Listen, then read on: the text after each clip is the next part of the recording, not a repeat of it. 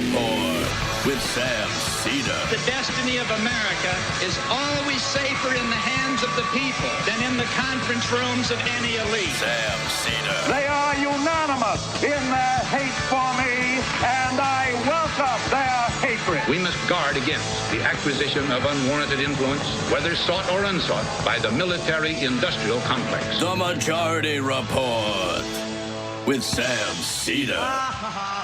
Ever get the feeling you've been cheated?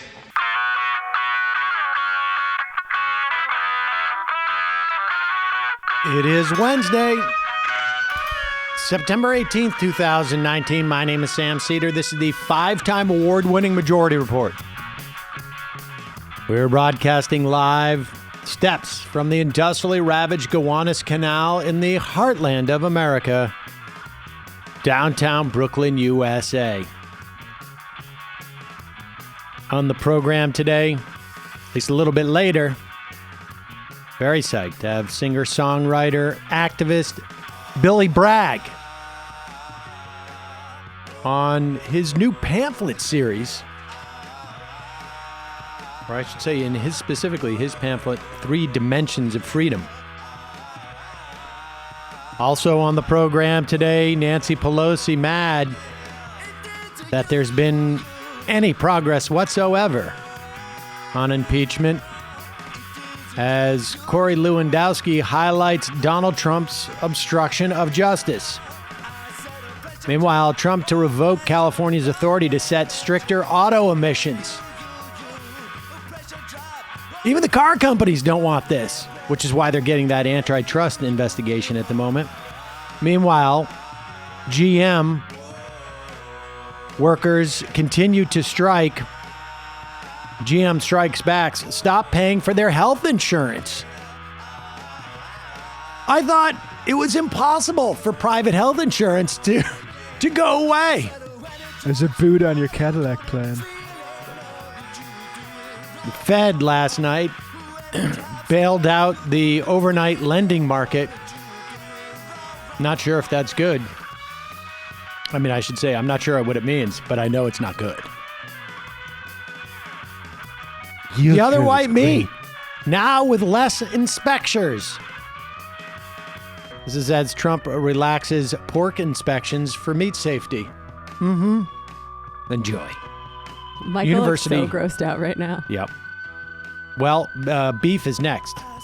University of California divests its $13 billion endowment and $70 billion pension of all fossil fuel-related stocks. Big deal. Bernie and Biden now tied in California. Warren's in third. Corn Pop.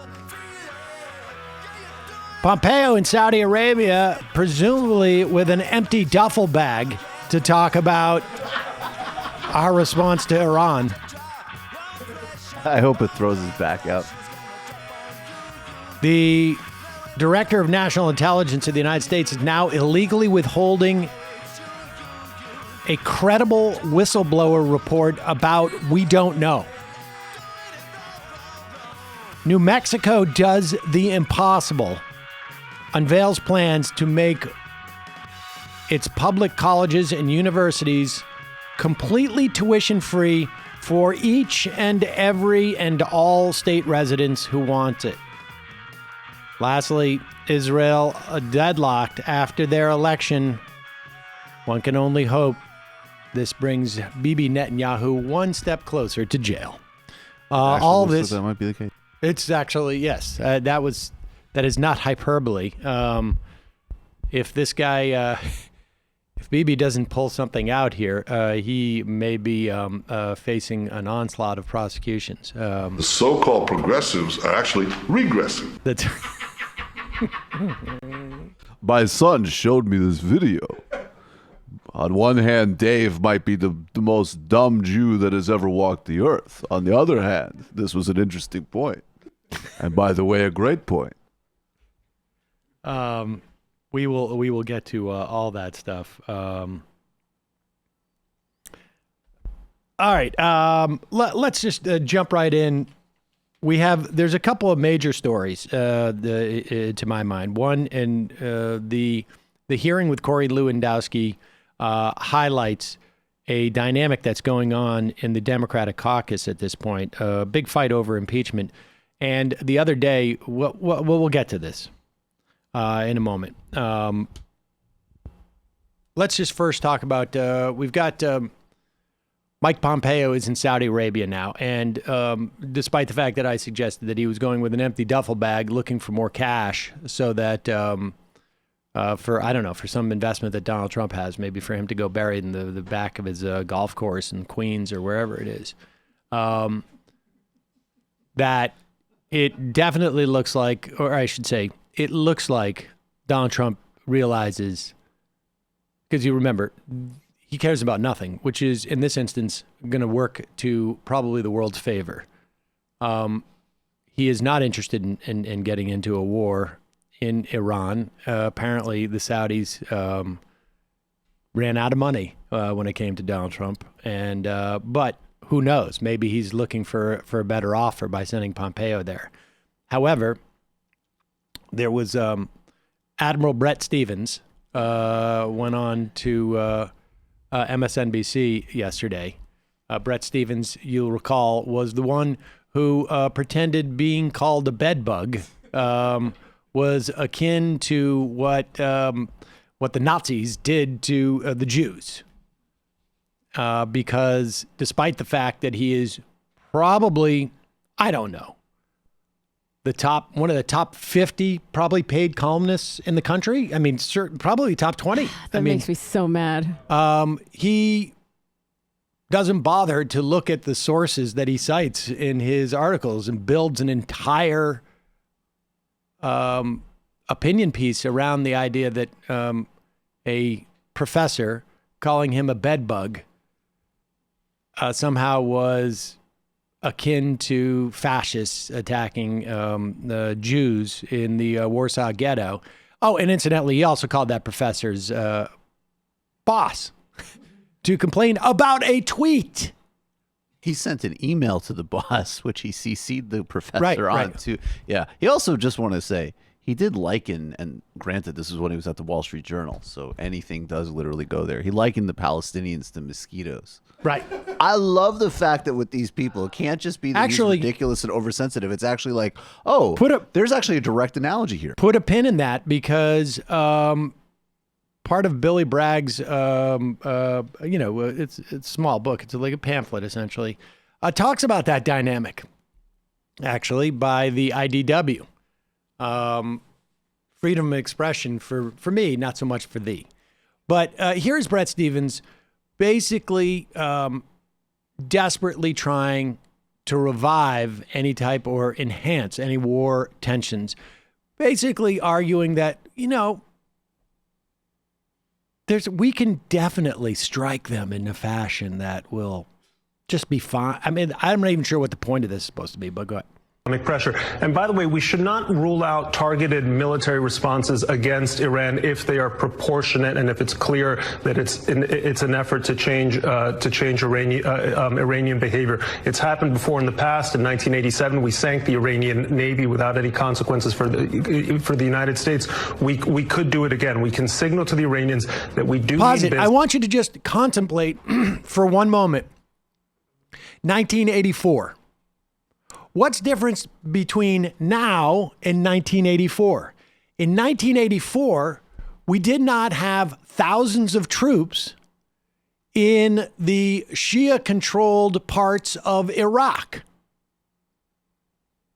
So, and this is amazing because Admiral Stevens here would know this because of all his war college training that he probably had, is that close proximity of your military assets will enhance the opportunity for your opponent to strike you.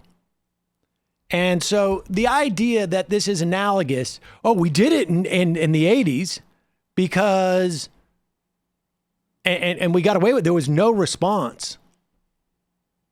Well, there's going to be other responses. We have troops in Shia-dominated Iraq. We also did Reagan pulled all troops out of Lebanon in '83, which he should have.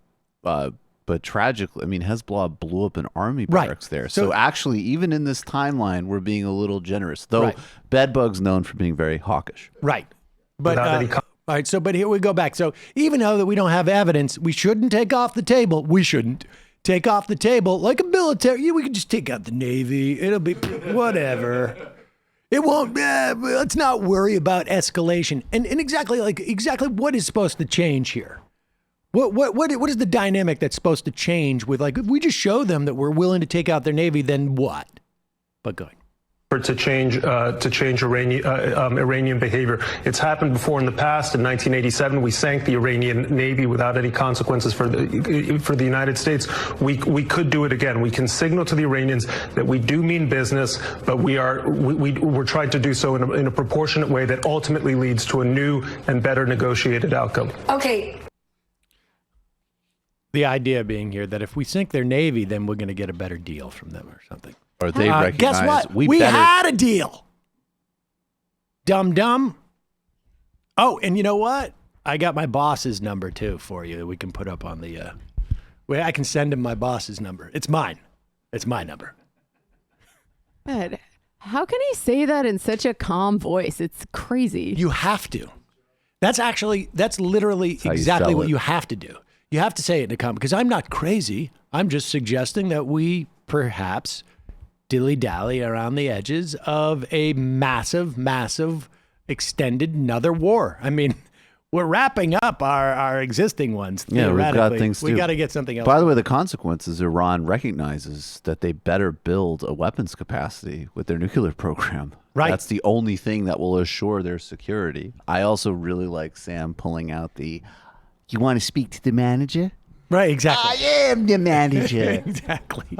I mean, I swear I could see you doing a stint at Kinko's years ago just so you could say that to an unhappy customer. I actually I worked in the middle of your acting career. I worked at a Chinese restaurant where I was the day manager, only because I was the only person who spoke English, and no one would. How many times did you pull that line out? Every time.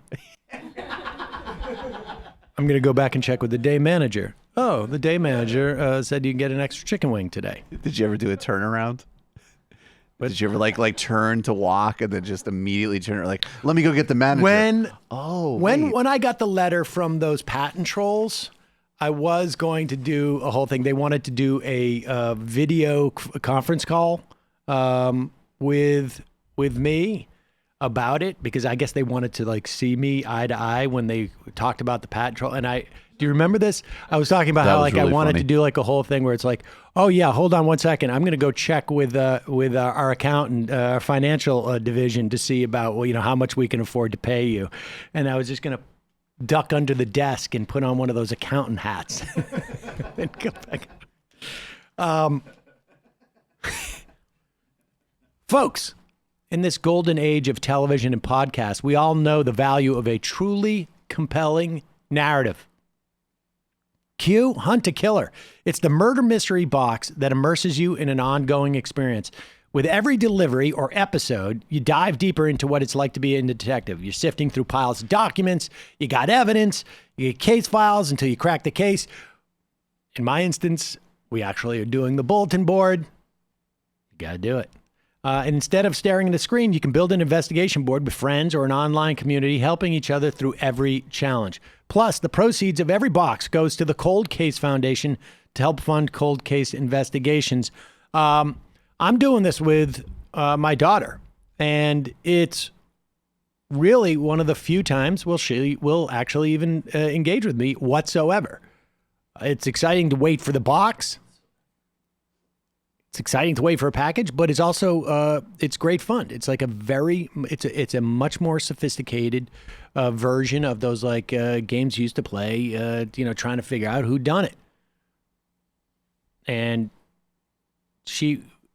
a part of it, I mean, she was super into like Law and Order, and she was like binging on Law and Order things, and I was like, well, let's just do this. Super popular. And I think it's fun. And it's not on a computer. But if you do want to go online, you can do it with other people that way, or you can just do it with friends. I don't know how you would do it if they were remote, but it's interesting and lots of fun. And right now for our listeners, you can go to huntakiller.com/majority for 20% off your first box.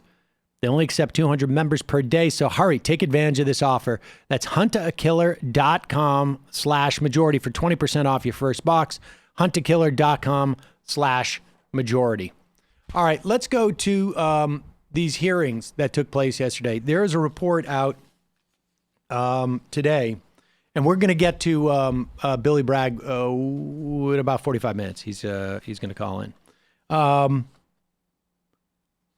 The other day, we reported that we'll get to that. This is reported by Politico. In a closed-door meeting last week, Nancy Pelosi stunned lawmakers and aides with a swipe at the Democratic staff on the House Judiciary Committee. Pelosi criticized the panel's handling of impeachment in harsh terms, complaining the committee aides have advanced the push for ousting Donald Trump far beyond where the House Democratic caucus stands.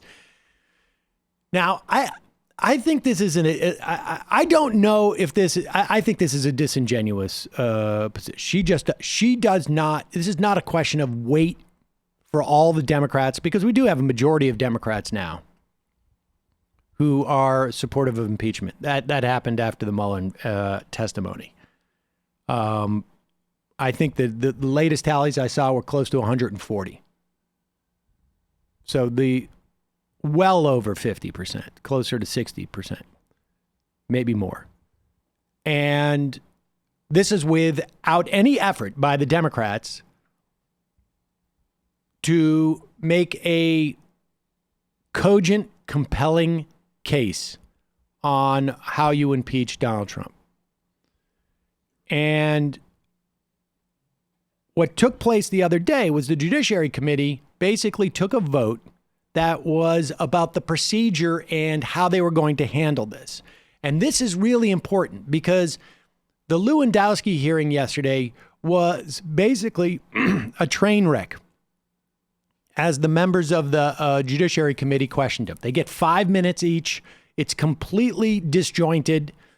They don't seem to be on any type of page. I mean, you know, and everybody's probably got their own ego. So the idea of like sitting everybody down and saying like, hey, Betty, you'll ask this question. Bill, you'll follow up by asking that question. I mean, it's just they for whatever reason, they can't do that.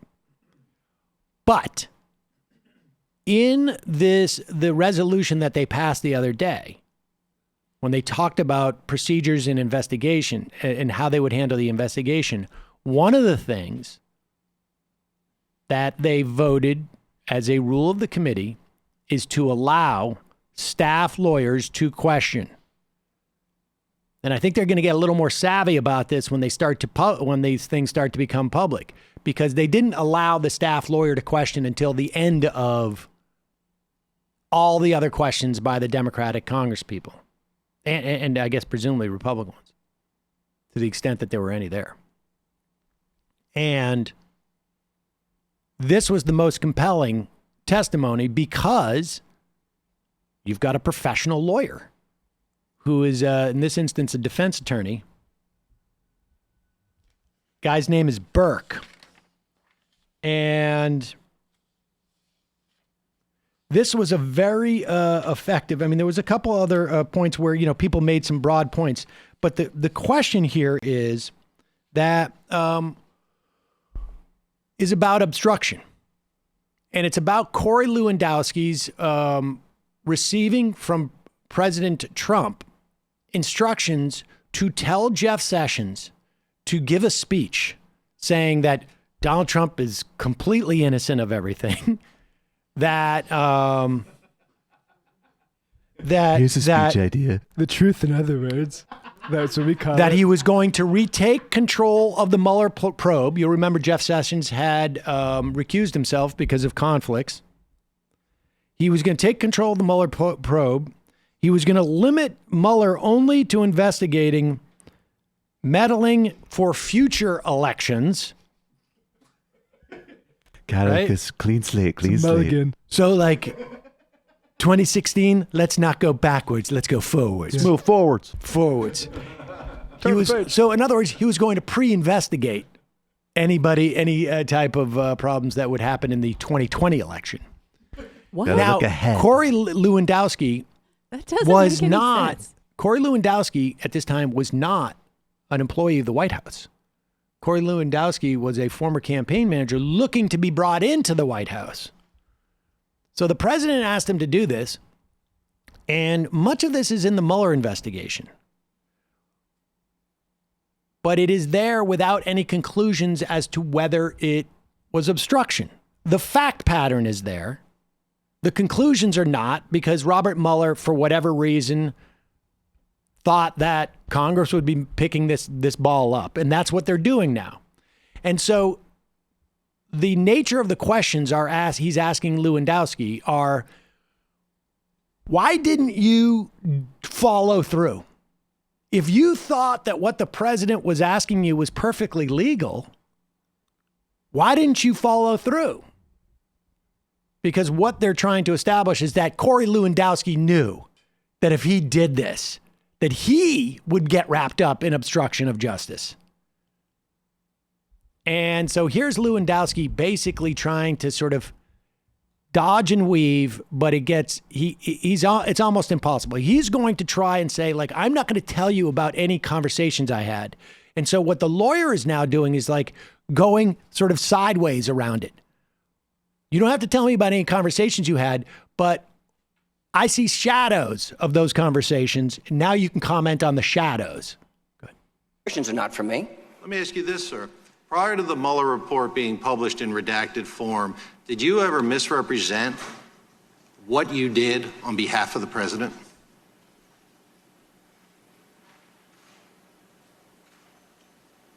I can't think of an instance where that would have occurred. Pause it. Okay, so the question is, the president asked you to do this, and we're going to find out that Lewandowski actually, contemplated taking the message, tried to find other people to take the message. And so the lawyer's asking, like, did you ever misrepresent what you did prior to your sit down with Mueller people? For the president?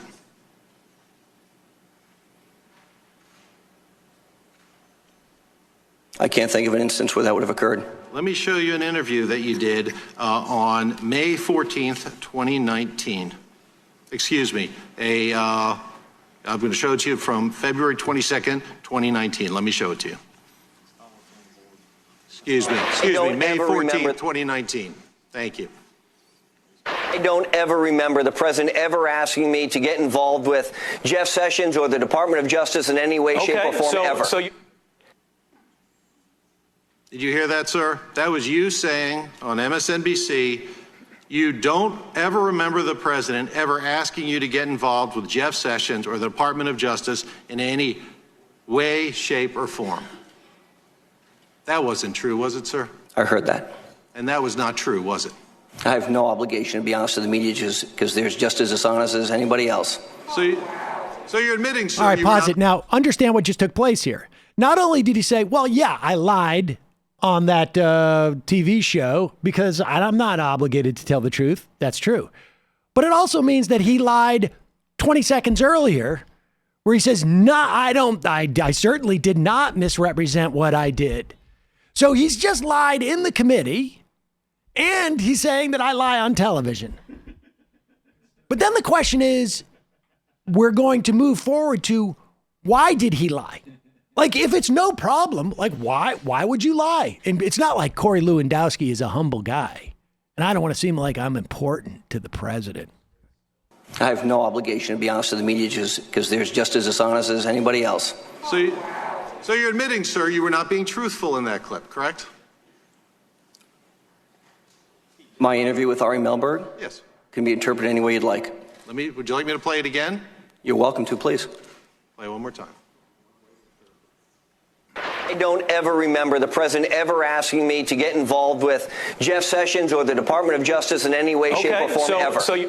And, sir, it is true in May 2019, you absolutely remembered when the president asked you to deliver a message to the Attorney General of a speech for him to give related to the special counsel investigation. Isn't that correct? I'd have to think about it. Are you claiming, sir, that, and you had been interviewed by the special counsel about those very events in which you discussed and you said was accurately reported in the report a year earlier. Are you saying, sir, you may have forgotten it by the time you were interviewed just before the report was publicly released? I'm saying my memory was clearly much fresher when I actually gave the interview with the special counsel's report. Sir, is it your testimony before this committee that when you said you did not remember the president ever asking you to get involved with Jeff Sessions or the Department of Justice, you were saying you were being truthful? And, sir, I don't believe there's any reason to consult with your counsel. The question is, are you a truth teller in that interview? I'm a truth teller every time I stand before Congress or a committee of jurisdiction and raise my hand and swear to God under oath. My question, sir, is when you said the president never asked you to get involved with Mr. Sessions. I have no obligation to have a candid conversation with the media whatsoever, just like they have no obligation to cover me honestly, and they do it inaccurately all the time. So you're admitting that on national television you were lying there? What I'm saying is they have been inaccurate on many occasions, and perhaps I was inaccurate at that time. Boom. All right, now look, it's not a big deal to get Corey Lewandowski to admit that he's a liar on television. I mean, it would be more of a problem if we were at CNN and we had hired him to go on television for us and talk. No, wouldn't be. Don't worry about it. But it is a problem because it begs the question, why were you lying? What the president asked you to do and then you refused to do, but you didn't actually refuse. He just basically said, I didn't get to it yet. Why would you do that? Unless you knew that what the president was asking you to do was illicit. Maybe he's just messing with them. Here is. I love dumb, slick guys. Yes. And this is this is about when Lewandowski basically said, like, this is a bit of a hot potato. The president wants me to do this. I don't feel comfortable doing it, or I just don't have the time. Remember now, he's trying to get a job at the White House. He doesn't have time to do this. So maybe I can get somebody else to do it. Reference me the page number so I can review it. Sir, did the president ask you do you remember testifying earlier that you said the president said if Mr. Sessions will not meet with you for you to deliver that message, you should tell him he's fired, correct? Again, if there's a reference to the report, I'd like to refresh my memory. It's been a long day. Sir, how about sure you appreciate that. How about if I reference you to your testimony? Do you recall testifying to that earlier today? Again, it's been a long day. I believe it to the best of my knowledge that that's what I said, but if there's a reference to the Mueller report, I ask you to point it to me. So let me ask you, sir, if it wasn't a priority for you to deliver the message, why did you enlist Mr. Dearborn to deliver the message for the president? Again, I can't speak to private conversations I would have had with Mr. Dearborn at the advice of counsel. Not asking private conversations. The fact that you did it is already disclosed in the report. I'm asking you, why did you do it? Why? What's going on? I knew Mr. Dearborn. Why did you do it? Can I answer now? Please. Okay, I've known Mr. Dearborn since his tenure as the chief of staff to Senator Sessions. He was my primary point of contact for Jeff Sessions during the Trump campaign. And I also knew that Mr. Dearborn had continued, like I did, to have a long-standing relationship with Jeff. And if I wasn't going to be seeing Jeff, I figured Rick would be able to deliver that message. Well, sir, did you try to see Mr. Sessions again? Did you call him after the president told you to do it and see if he would meet with you this time? Did you call him once? Please answer the question. Not to the best of my recollection. And, sir, is the reason you personally didn't call him, someone who you said you were friendly with, was because you knew what the president asked you to do was wrong, and you, sir, didn't want to get in trouble. That's why you didn't do it.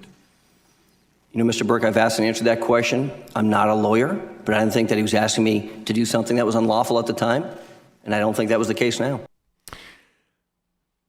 He goes on to talk about not being a lawyer quite a bit in the context of trying to get. No, I'm not a lawyer. Like, you say lying to Congress is this, you say it's another. Like, I didn't go to a fancy. It's a bulletproof defense. Yeah, but the problem with dumb, Corey. his claiming that he didn't think it was wrong then, he doesn't think it's wrong now.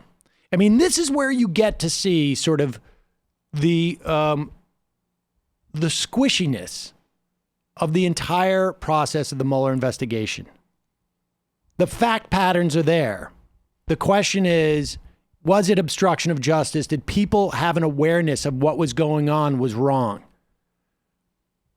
And Corey Lewandowski would have you believe that despite the fact that the president asked him to do it, despite the fact that Corey Lewandowski asked somebody else to do it after realizing after a month that he wasn't going to do it, that he had no reason not to do it other than it just wasn't a big deal.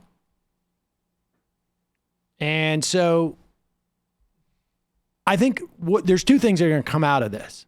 And we should say that Rick Dearborn and Rob Porter, that's the guy who I think had a domestic abuse issue, who was working in the White House, which I know is a confusing thing to say because apparently there was multiple people with that issue. Yeah.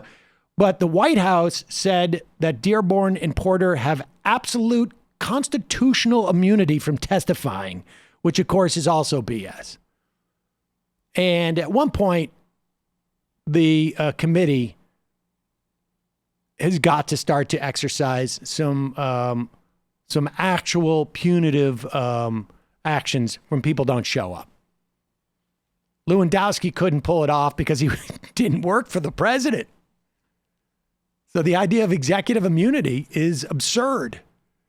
But the executive immunity is absurd in the first place, across the board.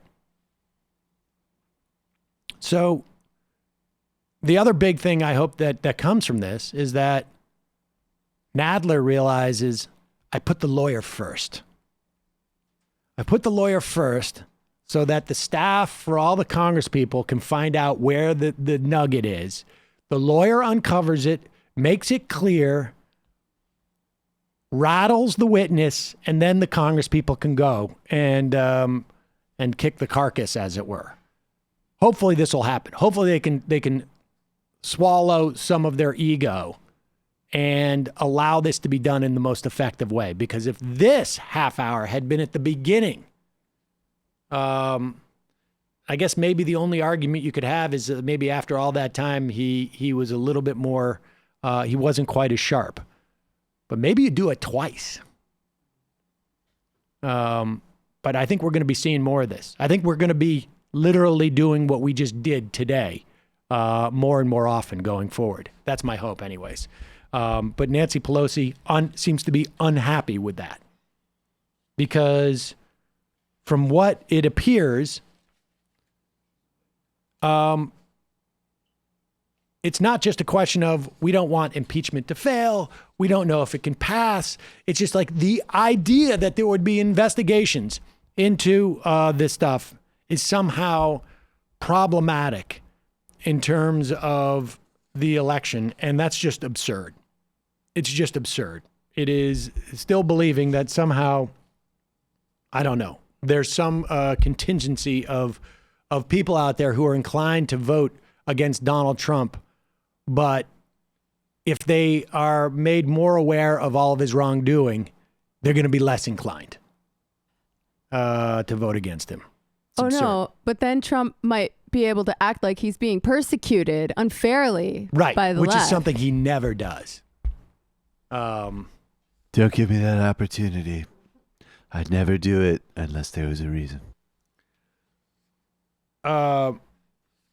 We mentioned this. There's an ongoing strike, GM. I mean, there's not much else to say that you have 48,000 workers.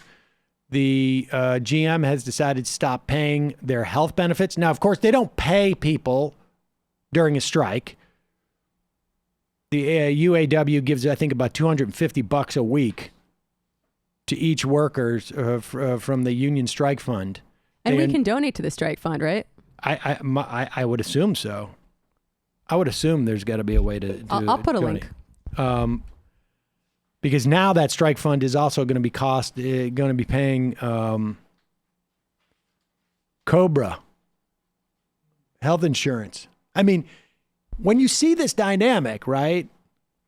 And the union's going to have to pick up the tab, which can be anywhere from $1,700 to $2,000 on Cobra. Cobra is a disaster. Oh, yeah. I tried to use it once, and I just laughed when I saw how much it was going to cost me. I had a gap between Air America and Bob's Burgers, and the Cobra, it looked like wasn't going to get coverage for, I think it was, possible for baby coming. And the Cobra was a disaster. I mean, $2,000 a month. It's just absurd. It's just absurd. And this is America. This is America. And, one thing you also realize is, in the backdrop of all of this, is that there's also a certain amount of power that is given to labor if the government is providing for its health insurance. And, I will reference it again. Go read Wrecked, and you will see the level of sensitivity these major corporations have to labor power, regardless. I mean, ultimately, it may be about cost, but it runs parallel to cost. They want the flexibility of control, and this is one of the mechanisms of control. And you can see it right here. They're exercising their control by stopping to pay for their health insurance. Now, this is not a situation where these people have walked off and quit the job. 50,000 people have walked away from the job. But this is the way that they're going to smoke them out. Speaking of autos, we mentioned this. This has been coming for a while.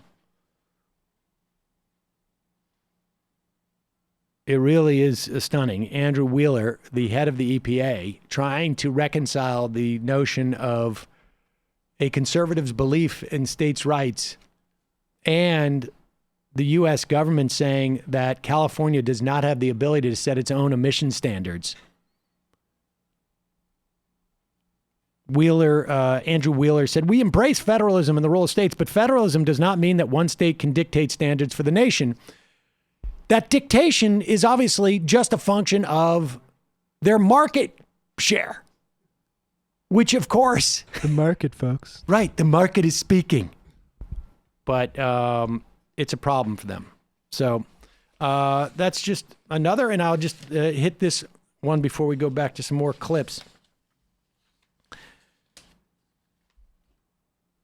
So the USDA, in addition to sort of like being completely destroyed in terms of the scientists who are working there and taking them away from Washington, D.C., the Food Safety and Inspection Service is currently responsible for overseeing what is known as the kill line. It makes sure that tainted meat does not enter the food supply. Under this new program by the Trump administration, they would basically privatize the federal oversight of pork facilities, cutting the number of federal inspectors by about 40% and replacing them with plant employees. Right? So, oh no, we're doing a great job. No worries. No worries. And they've done this. Apparently they did this with the chicken kill lines. The agency announced it would let some chicken slaughterhouses speed up their kill lines from 140 birds per minute to 175 birds per minute.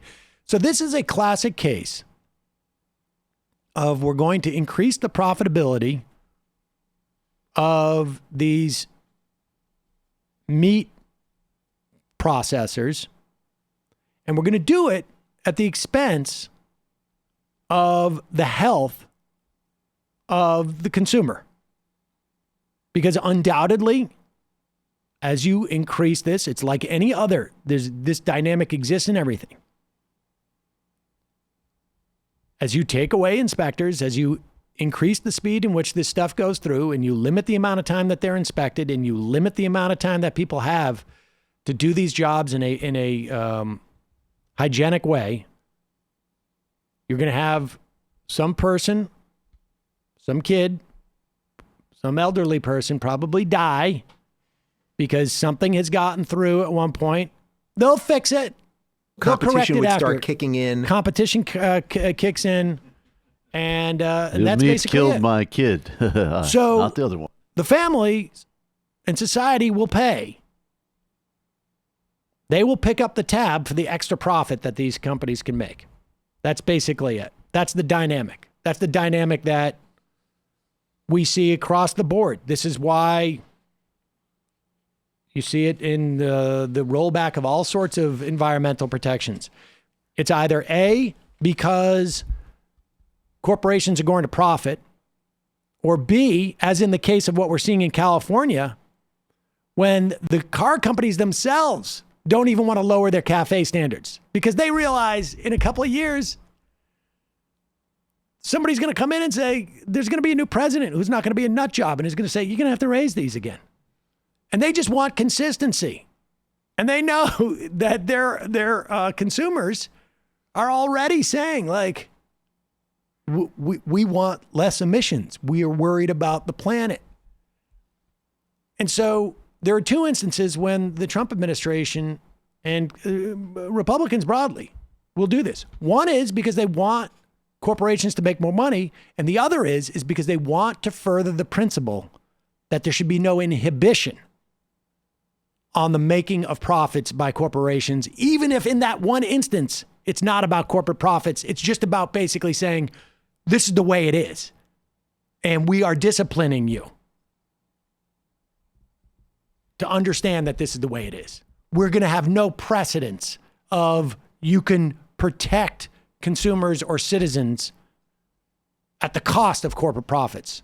We're not going to have any instances of that whatsoever. And that's what this is, and that's what the car thing is about.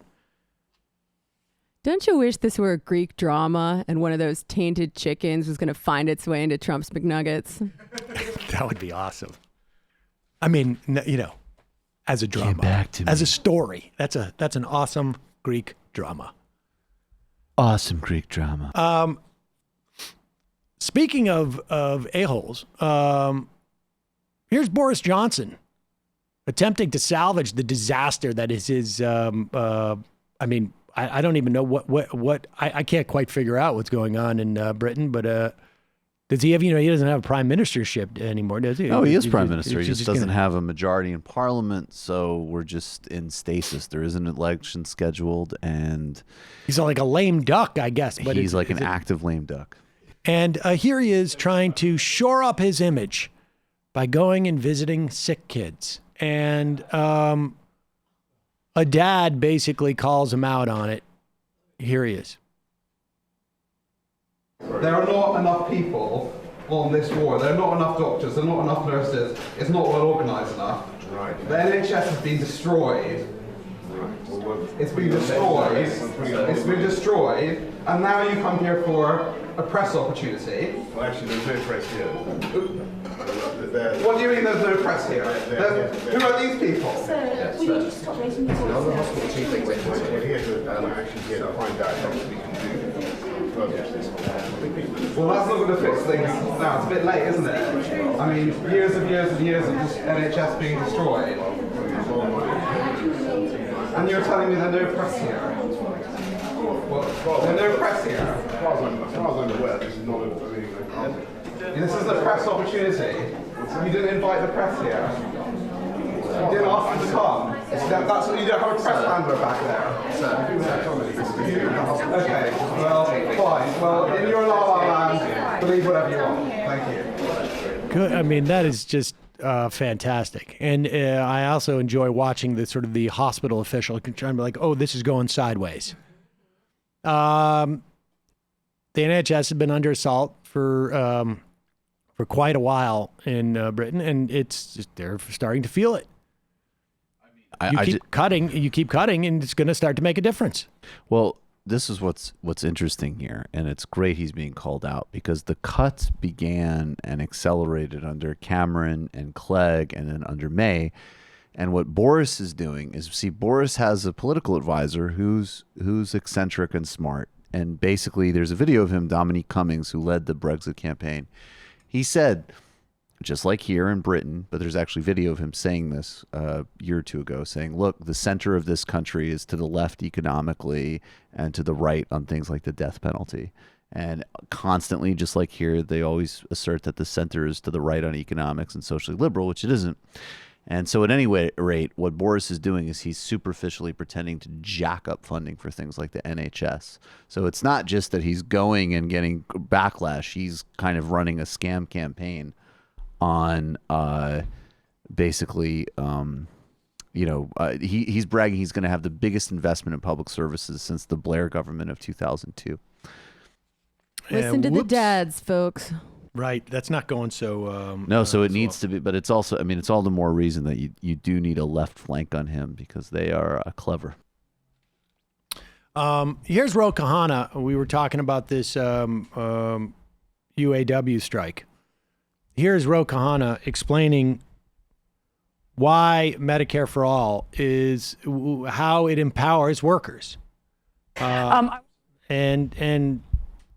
ultimately, look, again, like that Recht interview, they destroyed their own business model. They weren't aware of it, that they were doing that, but they destroyed their own business model to disempower unions, to disempower labor. And so much so that their competitors did the opposite. And so ultimately, while Medicare for All will enhance labor, it's also bound to enhance business in some fashion because they're not going to have to deal with this. You're not going to have to be running a separate company that is with an entire skill set that has nothing to do with what you're doing. I want to talk to you about this auto worker strike in Detroit in the context of healthcare, in the context of your candidate, Bernie Sanders, because he says that under Medicare for All, companies that negotiate healthcare with union workers would have to pass on any savings to those workers that they might receive after all Americans shift over to the Medicare for All coverage, because these workers would be shifting largely from Cadillac private plans to Medicare for All. But I wonder, looking at these auto workers, we know that discussions are very tense today. They don't have a whole lot of faith that their employer is going to do things their way or is going to stand by them as they should. Do you see how maybe they personally might be skeptical that their employer is not going to do this in any way other than kicking and screaming? I do, but here's the sad thing, Brianna. These auto workers shouldn't be having to fight for basic health care. What they should be fighting for is increased wages. And the reality is unions have had to scrape just to get health care coverage. What Senator Sanders is saying is we're going to make sure everyone has health care coverage so unions can work on getting better pay and better working conditions. And we're going to force the employers to honor the agreement with the unions and compensate them for the extra health care benefits that they may have negotiated in the past. I mean, it's a fairly easy dynamic to understand. If we had scarcity for, let's say, like milk and cheese and eggs in this country, and it was inaccessible to people for whatever reason, you'd see employers who have the ability to secure that stuff say like, oh, well, so much for wages, but you're going to get milk and cheese. I mean, also, it's a simple dynamic. a Cadillac plan. I just want to reiterate that. And there are plenty of things that it does not cover. Right. I mean, it's even once you have that, it's incredibly expensive. Like I'm still getting bills and phone calls from the NYU Langone Center from this cancer scare that I had last year. My kids go through that too. And it is, I keep getting bills for like $13 that then end up like metastasizing because you got to pay each one. It's just like a second business. It's nuts. Meanwhile, it's a racket. Here is Sarah Nelson, who is the flight attendants union chief. We interviewed her at Netroots Nation this past year. Also, you can go back and hear an interview I did with her on Ring of Fire. It was the flight attendants who basically dropped the hammer during the government shutdown and told Mitch McConnell, you better start up you better start up the government again because Otherwise, you're going to find it impossible to fly around the country. And she tweets out a note to anyone who wants to use union members as a wedge to oppose Medicare for all, because remember this, like unions, they negotiate for healthcare or they provide healthcare through the unions. It depends on which sector you're in or what industry. And there's some talk of, trying to tell union members, like, you're going to lose your Cadillac plan. But she makes the point, UAW has one of the best plans in the country, but management can still use it to hold workers hostage. Medicare for all puts power back in our hands. So she, as a labor leader, understands the genuine dynamic that's going on. Yeah, it's not rocket science. Like, one more analogous example, when you give people who can't afford food money to spend on food, there have been studies about this, they buy more school supplies for their kids. Just things of that nature. It frees you up to work on other stuff. I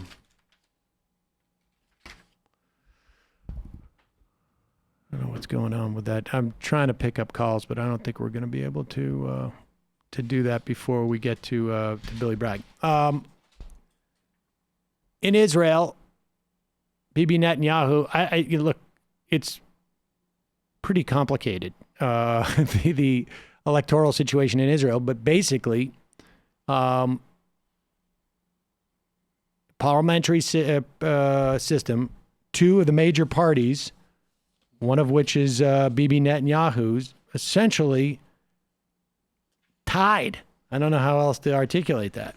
Yeah, 32 for Gantz's party, 31 for Netanyahu as Likud, last I saw. And that means that other smaller parties are put into sort of a leveraged position because they have the ability to join those parties. Avigdor Lieberman, who is, I don't know, maybe he's been surpassed by other figures in Israel, but got about fascistic. 9 votes. I'm talking in terms about being fascistic. He's secular fascistic. Yes. That's what it is. I mean, there's a big division there. And so his party won, how many was it that he got 9 seats. Shas got 9 seats, which is the ultra-Orthodox party. And basically Netanyahu's in a bind because he has to go either way on that, and they won't work with each other. Right. And then the third, I think it's Yamina, which is like the fascistic settler party.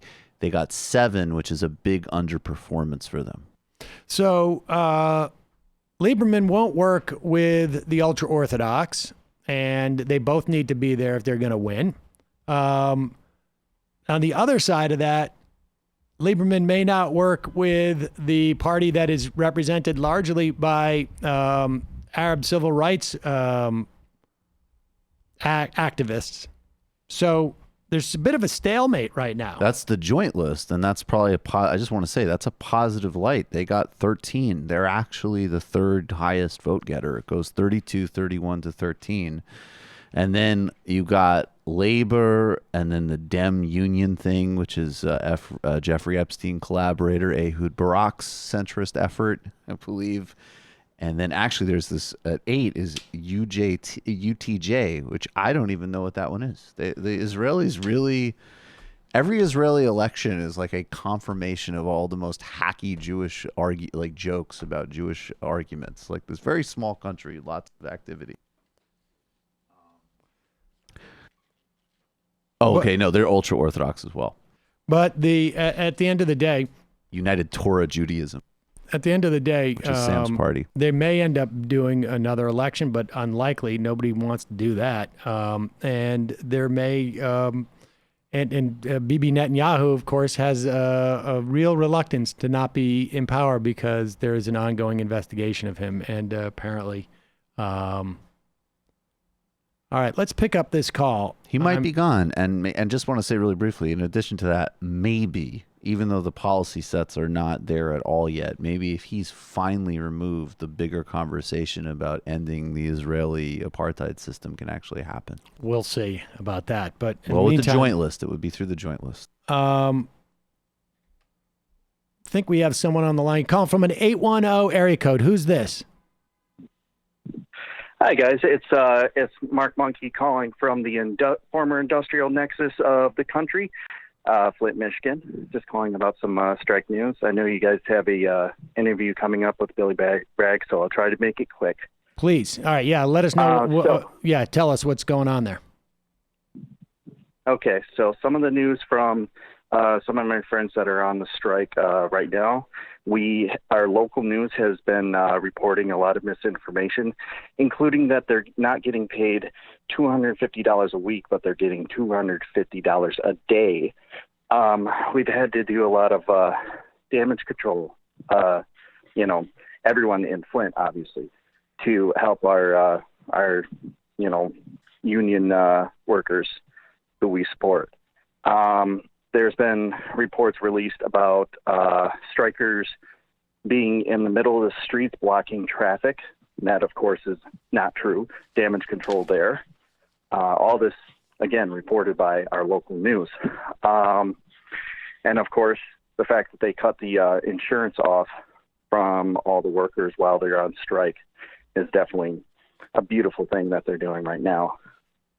And do you have a sense of like you have friends on the picket line? I mean, what's just the general attitude? I mean, do people feel like they've got to be there for, or are they anticipating this is going to be a long strike? And how do people feel about that if they are?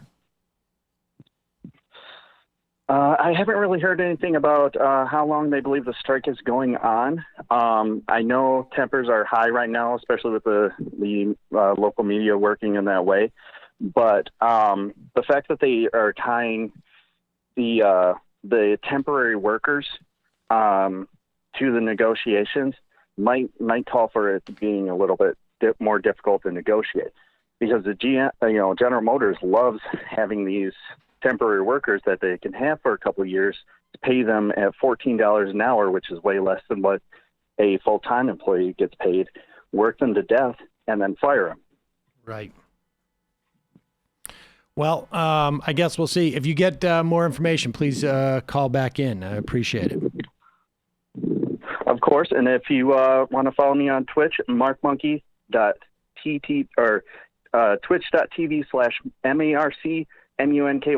I will be trying to report more tonight around probably 5:30 Eastern Standard Time. All right, Thanks great. again, guys. There you go. Thanks. I appreciate it, Mark.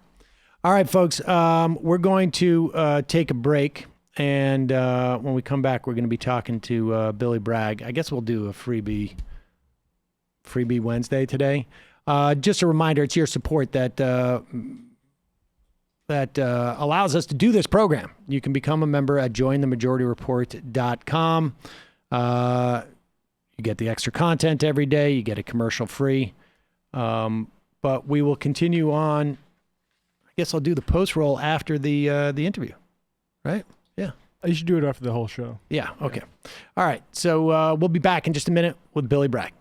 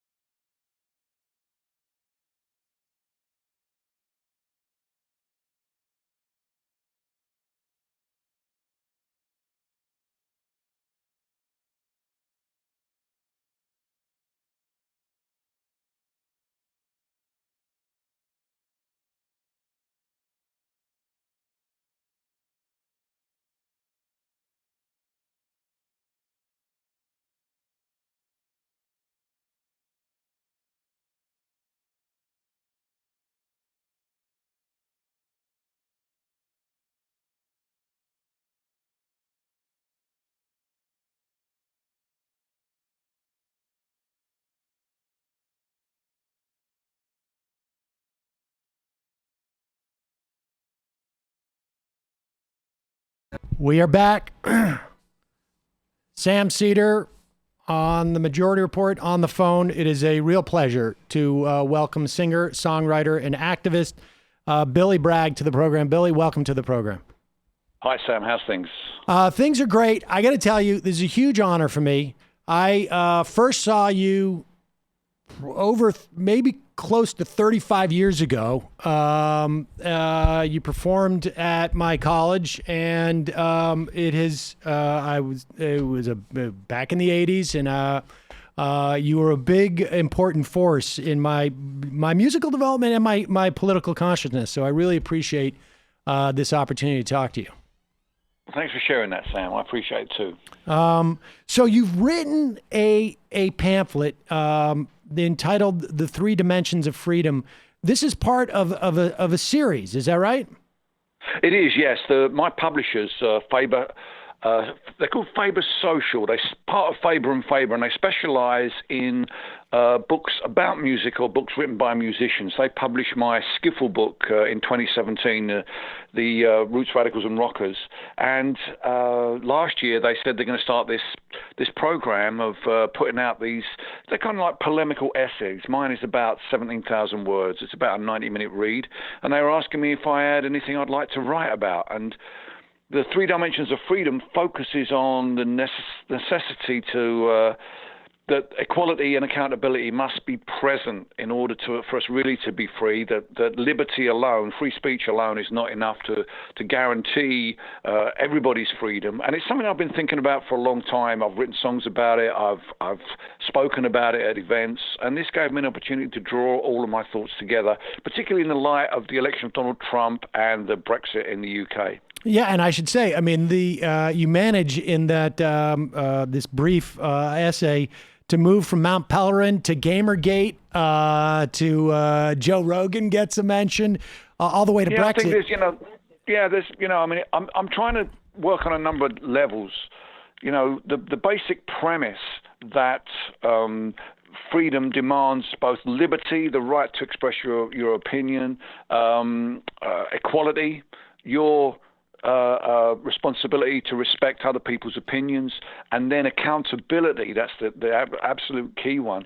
I'm trying to bring that to bear not just on the politics of the day, how we deal with the rise of authoritarianism in democratic societies, but I'm also trying to give people some parameters with which to monitor their social media discourse, to be able to try and work out if the person they're dealing with online is acting in good faith, whether they are willing to give equal space to your opinion that you're expressing, and more importantly, whether they are willing to be accountable for what they've said and what their actions are. And I think it's the lack of accountability, the lack of respect for equality online that undermines so much of our the deliberation that goes on online, and that's why I'm trying to offer some parameters for that, as well as talking about the major politics that are going on in the world. Yeah, and I thought you did a great job of that, frankly, and that's a beat that we spend a lot of time on.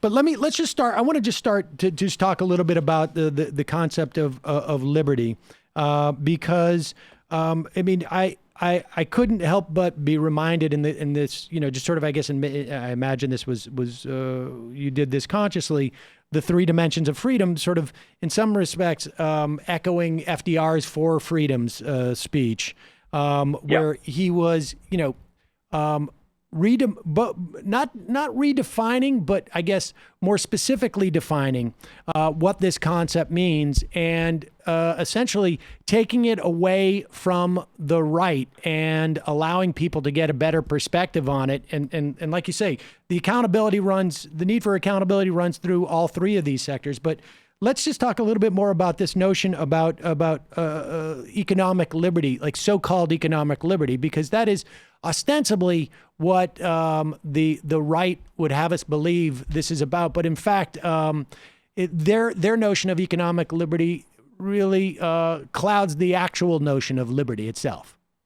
I think it does, because their idea of liberty is the right to exploit. And I mean, obviously that's a key aspect of capitalism. But when you get to a situation where that is not regulated in any way, that's when it becomes dangerous. Capitalism, ultimately, I believe, is like fire. If you tend it, if you keep keep looking on it, it will give you heat and it will give you light. If you leave it untended, it will destroy everything in its path. And I'm afraid for the last 40 years, since Reagan and Thatcher, we've lived in a time where capitalism, neoliberal capitalism, has been deregulated constantly, and politicians have argued that the market has the answer to all of our problems. Now, when a politician says that, they are shirking the accountability that goes along with democracy. People think that democracy and accountability are synonymous, but I'm afraid they're not always synonymous. Their relationship is more like a Venn diagram. And there's sometimes when there's consensus in a society, that Venn diagram is overlaps, most of it overlaps. But at the moment, under Donald Trump and with Brexit in my country, I'm afraid accountability and democracy are going in different directions. You live in a country where the person who gets the most votes in the election doesn't win. I live in a country where a tiny majority vote for a huge constitutional change, and we're not allowed to question it or challenge it. So these are difficult times for those of us who believe that democracy is absolutely crucial, but unfortunately it's become untethered from its ability to hold those in power to account, whether they're politicians or, more difficult, whether they're buried deep within corporations.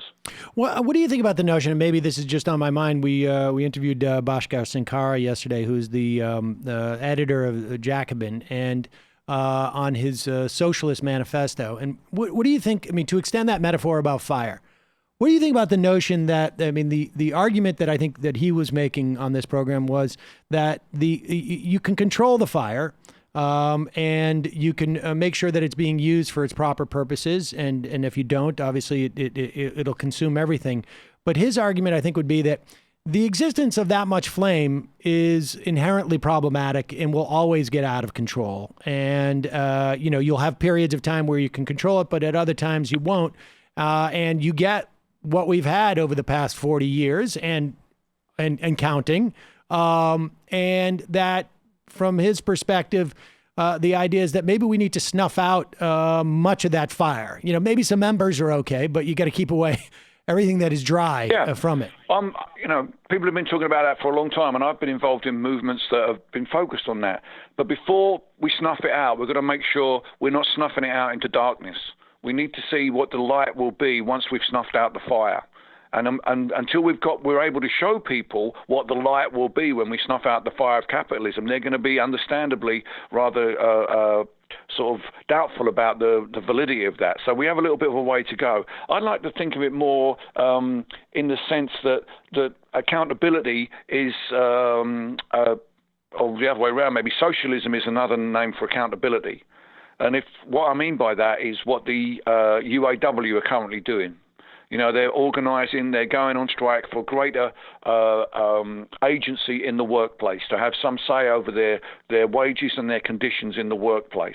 When ordinary working people have organized, it's always been for greater accountability in the workplace. And in my country, the Labour Party grew out of the union movement. So I think it's really accountability that we bring to bear on capitalism that then actually ensures that it works for the benefit of the people and stops that exploitative edge that as socialists we're always trying to combat. I've never been a revolutionary. I've always been someone who's tried to reconcile the contradictions within the system and within human nature.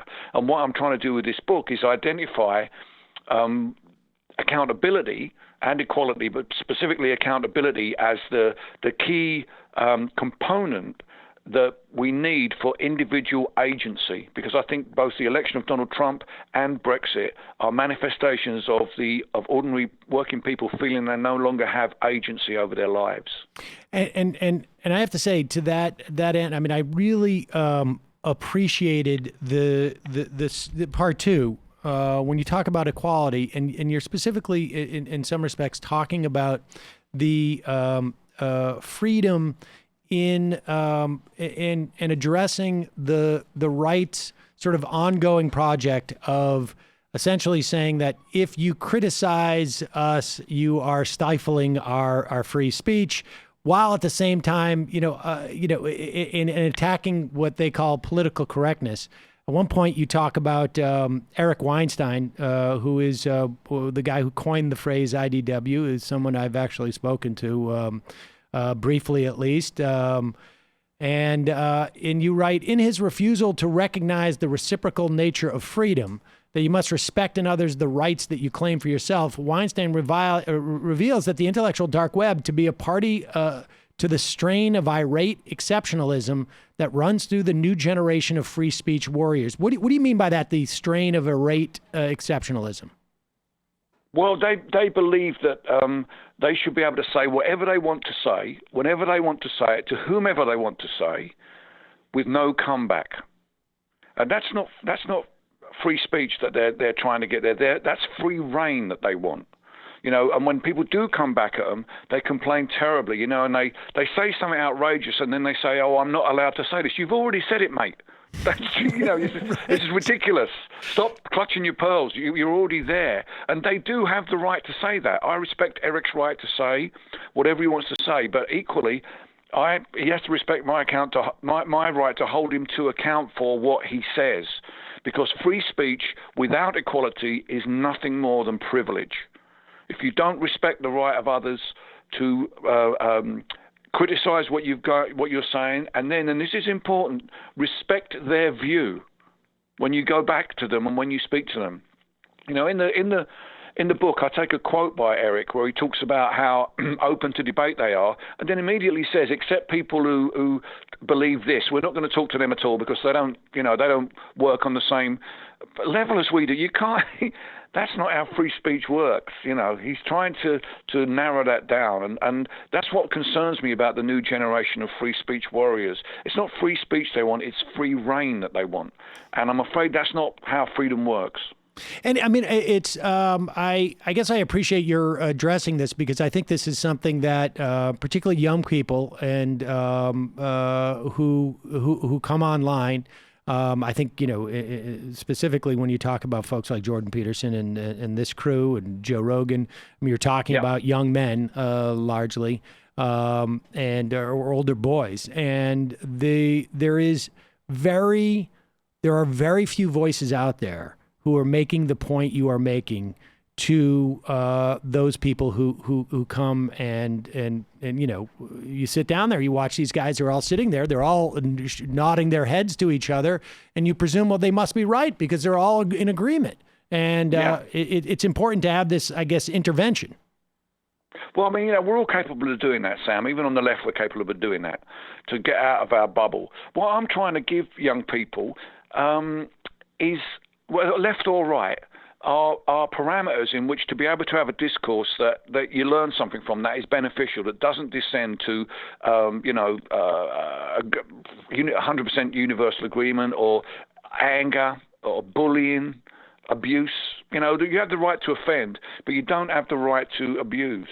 And I'm afraid the modern concept of free speech doesn't really take the idea that there are parameters on board. Let's take, for example, so I actually quote this in the book. It's something that George Orwell said, and it is that if liberty means anything at all, it means the right to tell people what they don't want to hear.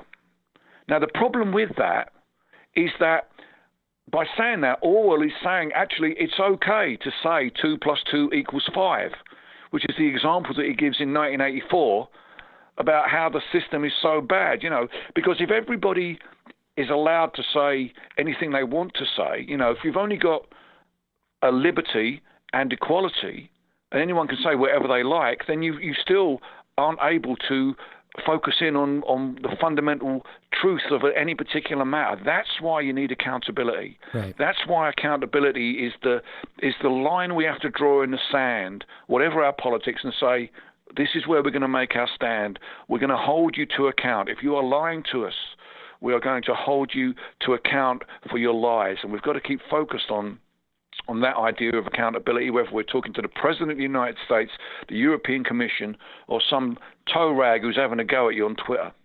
I mean, that lack of accountability feels to me to be the sort of the and I think you expressed this in your essay, in the years running up to Donald Trump. I mean, and you know, these are obviously problems that have that well preexisted Donald Trump. But in the years running up, there was a greater awareness, it seems to me. I mean, I have hosted many people over the past 10 years prior to Trump talking about two tiers of justice, talking about the failure to hold the banks accountable for what happened in 2008. The idea that, you know, I mean, just Jeffrey Epstein. I mean, just you can find examples across, frankly, Donald Trump, Steve Mnuchin, half the people in the administration. They exist because there has been a failure for society in a myriad of ways to hold people accountable. There's been two or multiple systems of justice that have not been applied equally. I mean, this is what I'm trying to get at with the book. You know, this is the thing that over a long period of me looking at the situation, I've identified as the hole in the donut, if you will, the lack of accountability. Because the great struggle, it seems to me, in a modern democratic society, and this is what underpins what you Americans refer to as the culture wars, and that is the struggle that answers the question of, one, who gets to write the rules, and two, and this is most important of all, who gets to break them and get away with it. And that clash right there underpins the whole narrative of political correctness. When Donald Trump identified in the Democratic nomination process and one of the debates, the greatest problem that America faced is political correctness. I mean, political correctness, you know, it doesn't even exist.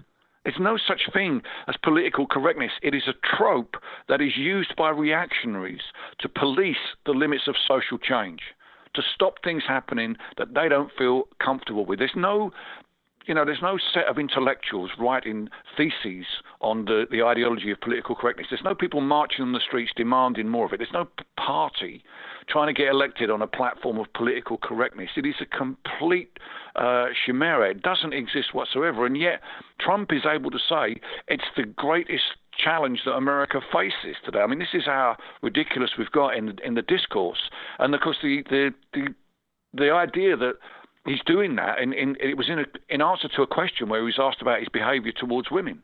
So he was literally using that trope to avoid accountability. And that's where the problem lies. I think wherever you hear that phrase being used, political correctness, virtue signaling, any of these tropes, you have to ask what the person using them is trying to deflect you away from.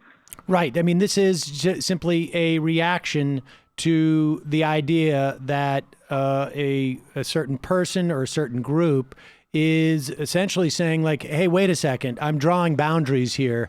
And these are boundaries that the people who are complaining about political correctness have never had to observe in the past. Yeah, I mean, look at all the dynamic campaigns that have arisen over the past 5 years. Me Too, Black Lives Matter, what we call in England Extinction Rebellion, the protests against the climate change. I mean, these are all accountability movements. These are all movements that are seeking to hold people to account for their sexism, for their misogyny, for their racism, for their disrespect for the environment. Accountability is the cutting edge these days of our politics, and unfortunately, the way that your politics is set up with such a polarized Congress and Senate, it's impossible for those accountability to work, because there's that rejection of any kind of being held to account within the system itself. That's where the problem is. Well, to the extent that, I mean, there is some addressing of that accountability. You see movements like you say, Black Lives Matter or Me Too movement, or, at one point, like the Occupy movement, I think was a similar moment of accountability. What what else can we create as vehicles for accountability beyond that? Or is that simply just we need to reinvent those same movements, continually? Well, it works on a lot of different levels, Sam. It's not a one-size-fits-all simple answer. And I'm not offering answers in my book. I'm offering parameters with which to judge the person that you're encountering, the politics you're encountering. In the 20th century, we had ideology to do this. Whatever your ideology was, left or right, you could use that ideology to look at a debate and work out whether you're in favour of it or against it. You could get your bearings, if you like, on the debate. We've kind of lost that with the decline of ideology. And what I'm trying to offer with the book is the reason I said dimensions is because I do want to try and create a space where the two sides can talk to each other, where we can overcome polarization with deliberation, with respect for one another. Because I think that's one of the things that really is lacking in the debate, any respect that the person who is arguing with you might be coming from a position which is justified, but just happens to be different to yours. So what I'm looking at in the book is a recognition of accountability and equality as being these two key principles that we bring to our personal discourse with one another, but also to the way that we see the world, and so that we recognize that the debate we're going to have is going to happen within this space. Because there's a lot of talk with free speech warriors about the idea of safe spaces. Now, a safe space is set up to ensure that there is a debate, not to close down the debate, but to ensure that there is a debate. It's just that if you come into that safe space, you have to respect the person you're arguing with. You have to listen to them, you have to let them speak, and you have to accept if they're holding you to account for something that you're saying is outrageous. And unfortunately, your average free speech warrior doesn't want that. They want to go in there and they want to offend as many people as possible to the limits of I would argue, abusive behavior. And then they want a reaction, they get one, and then they make themselves into the victim. And it's almost always, I hate to say this, it's almost always white men who do this because they're desperate for a bit of victimhood. Because they realise that their privileged position in society has left them at the moment in a situation where they're having to respond, rightly so, to Black Lives Matter, to Me Too, to the driving gas guzzlers with the climate school strikers. So this is the respect that you need to come into a safe space is. I prefer that much more to Eric Weinstein's idea of debate in which he's not going to talk to the people he doesn't agree with. I mean, how does that help bring anything forward? How does that help Eric widen the scope of his ideas even? Never mind me arguing with him, but in his sense, it's no good for him if he only talks to people he agrees with. If in fact he is interested in widening those ideas, which you've got to think that if you've got, I've written a book because I want a platform to talk about these things with people like yourself. And I'll be happy to go and debate this with Eric. I'd be happy to go and talk about this on Joe Rogan because I'd be, it's a terrible thing to say, Sam, but I might learn something. Right. They might have a perspective on free speech that I haven't picked up because of where I'm coming from. And they may say something that allows me then to go away and sharpen my idea. That's that's what discourse is about, mate. Right. That's how you learn stuff. You don't learn it by sticking your fingers in your ear and saying la la la la la when someone is trying to give you a different perspective of your position. These guys want the license to say whatever they like. They're not interested in the liberty that allows us that fabulous right that people have struggled through the years to express your opinion and then to put it into the marketplace of opinions. They're not interested in the marketplace of opinions. Like the neoliberalists they are, they want to dominate the marketplace and they don't want any competition. For capitalists, they're a very, very bad example, I have to say. Yes, well, indeed. Although I guess, like you write in the book, those guys at Mont Pelerin would have been proud. That's right. Yeah.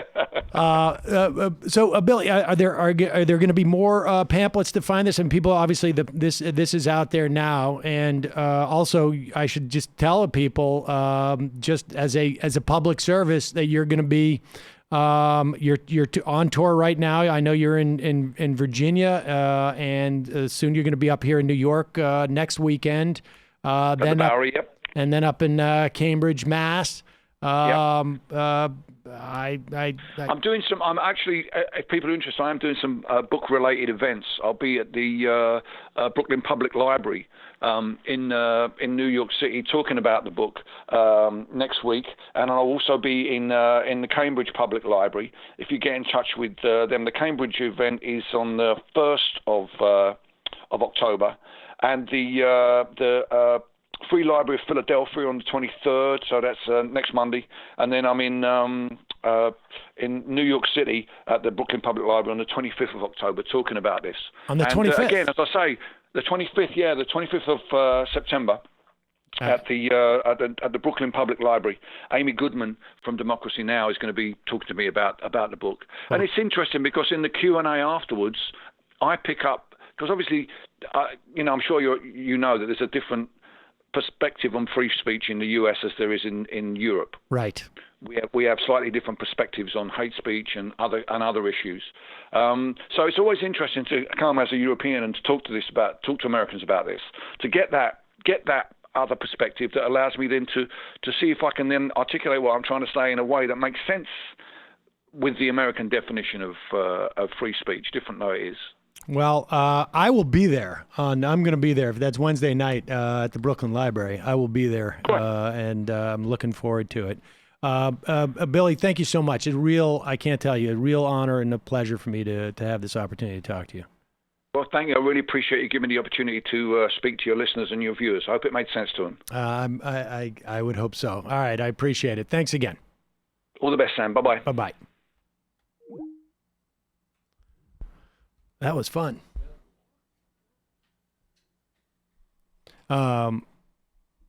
It is weird to have a conversation with the guy that you saw and admired for the first time 35 years ago. Yeah. And then to talk about Eric Weinstein. And then to be like, spend that much time talking about Eric Weinstein. Yeah, I had one of his tapes that I would listen to in my car in my teenage years, just over and over again. When I was getting somewhat political. I don't agree with him about capitalism, obviously, but it's still cool to hear from him. There you go. That's all he wanted, that opportunity for you to hear his words. And he should get on Rogan. I would be surprised if Rogan didn't have, I don't know. But that's exciting. I'm going to go see him on Wednesday night. I'm definitely going to go do that. All right, folks. Well, I guess we're just going to continue on with the show. It's whenever we break format, it's disorienting for me. All right, let me call into the phone system. What is this clip of Joe Biden that we have? I mean, we're gonna get annoyed by this. Well, it's him. It's him saying that he's going to free up 720 million women for the workforce with some program. Wow.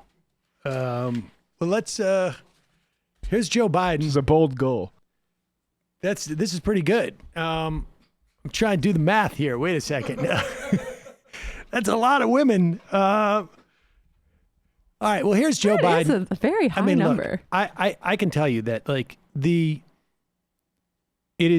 we're not seeing it completely reflected in the polls. Apparently, in the latest NBC poll, which is it's considered a high quality poll.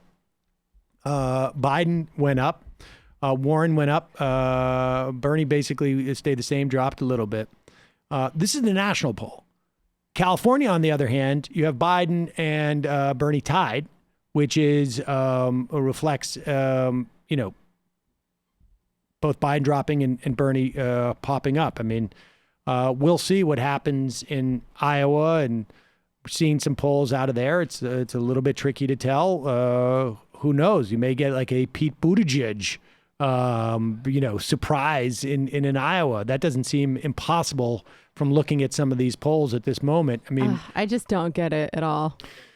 I mean, I think, there is, it is very easy for us sitting around with each other to forget that there are people out there who, have vastly different perspectives on things as us. I mean, this is chapter 1 in my book, Blame the Electorate, that I'm formulating. But, we'll see. I think that the likelihood that we're going to see some type of brokered convention increases, every day, because there does not seem to be any movement, a breakaway. Now, of course, it's very early. What happens in Iowa and New Hampshire and South Carolina are going to make a big difference. But if California is much earlier than it has been in the past, and the implications of Bernie winning, let's say, California are, or really any of the top 3 candidates winning California is huge, really huge this time around, because it happens early enough that it's going to impact the other states. But I can tell you this, that, and I have conversations with people who are journalists and sort of like, senator and sometimes politicians occasionally, just not interviews, just not even necessarily, on background, and just, general, to just take people's temperatures. And to a person, I have yet to find, even when they are ideologically comfortable with a Joe Biden, I have yet to find a person who has confidence that this guy can win. Now, this is a real problem, because there are clearly a cohort of people out there who are convinced he can win. We can see it reflected in the polls. That's where a lot of his support is from. It's not even that they like his proposals or lack of proposals or whatnot. It's just they have bought into the idea that he can win.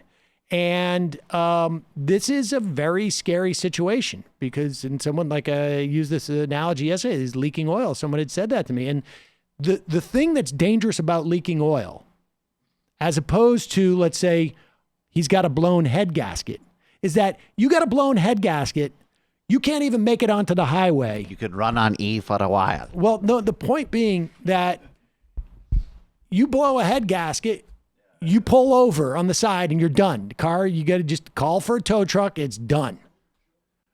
But if you're leaking oil, you're driving down the highway and you don't realize it, you can get a certain distance and then all of a sudden the engine seizes up. It's a guessing game. Yes. And that's what scares Very me. Big guessing game. It's so obvious. Here is Joe Biden leaking some oil. You get a tax break for a racehorse. Why in God's name couldn't we provide a $8,000 tax credit for everybody who has child care costs? It would put 720 million women back in the workforce. It would increase the GDP, to sound like a wonk here, by about 0.8%. It would grow the economy. Yeah. Wonks also are aware that it's very difficult to put 720 million women back into the workforce when we have a population of less than 350 million, is my understanding, in the country. Is it somewhere around 350? Yeah. And that makes it very, very difficult to put 720 million back into the workforce as a wonk. Yeah, this reminds me of another wonk. As a wonk. Another wonk classic here. As a wonk. There's 3 million executive branch employees versus Trump, okay? Yeah. Trump's role is that right? That's not right. There's 3 billion? 3 million executive. I think there are 3 million executive branch employees. That may include the military, by the way. There you go. 3 billion? No, 3 Tucker, billion. I know the government's bad, but that's a lot of people. Oh my God, I'm totally against it. This government's got way too big. Wait a second. I would say there's only 5 billion people in America. 3 billion people work in the government. But obviously he's just misspeaking there. Aside from the fact that, like, you know, the tax credit, I mean, I guess it's one way to do it. The other way to do it might be to actually just provide universal pre-K and pre-K. Decommodify. Well, I mean, right, decommodify. It's also, it just does show, though, that even taking everything else aside, that Joe Biden, not just by instinct, but by his whole career, is a walking embodiment of all of the bad turns of the well, not even the modern Democratic Party, but the Democratic Party through the 70s, 80s, 90s, and aughts, from a right-wing turn on foreign policy and a variety of other issues, and just the fact that, and this was, if you read like Third Way, people should go back and check out, like, you know, the Third Way archives from the 90s. It's like, it's all that stuff. There's a major problem. It affects some of our constituencies. Obviously, we're not going to censor it. Obviously, we're not going to solve it fundamentally. Tax credit. I mean, everything is just a tax credit scheme or a public-private partnership, which always makes things less efficient.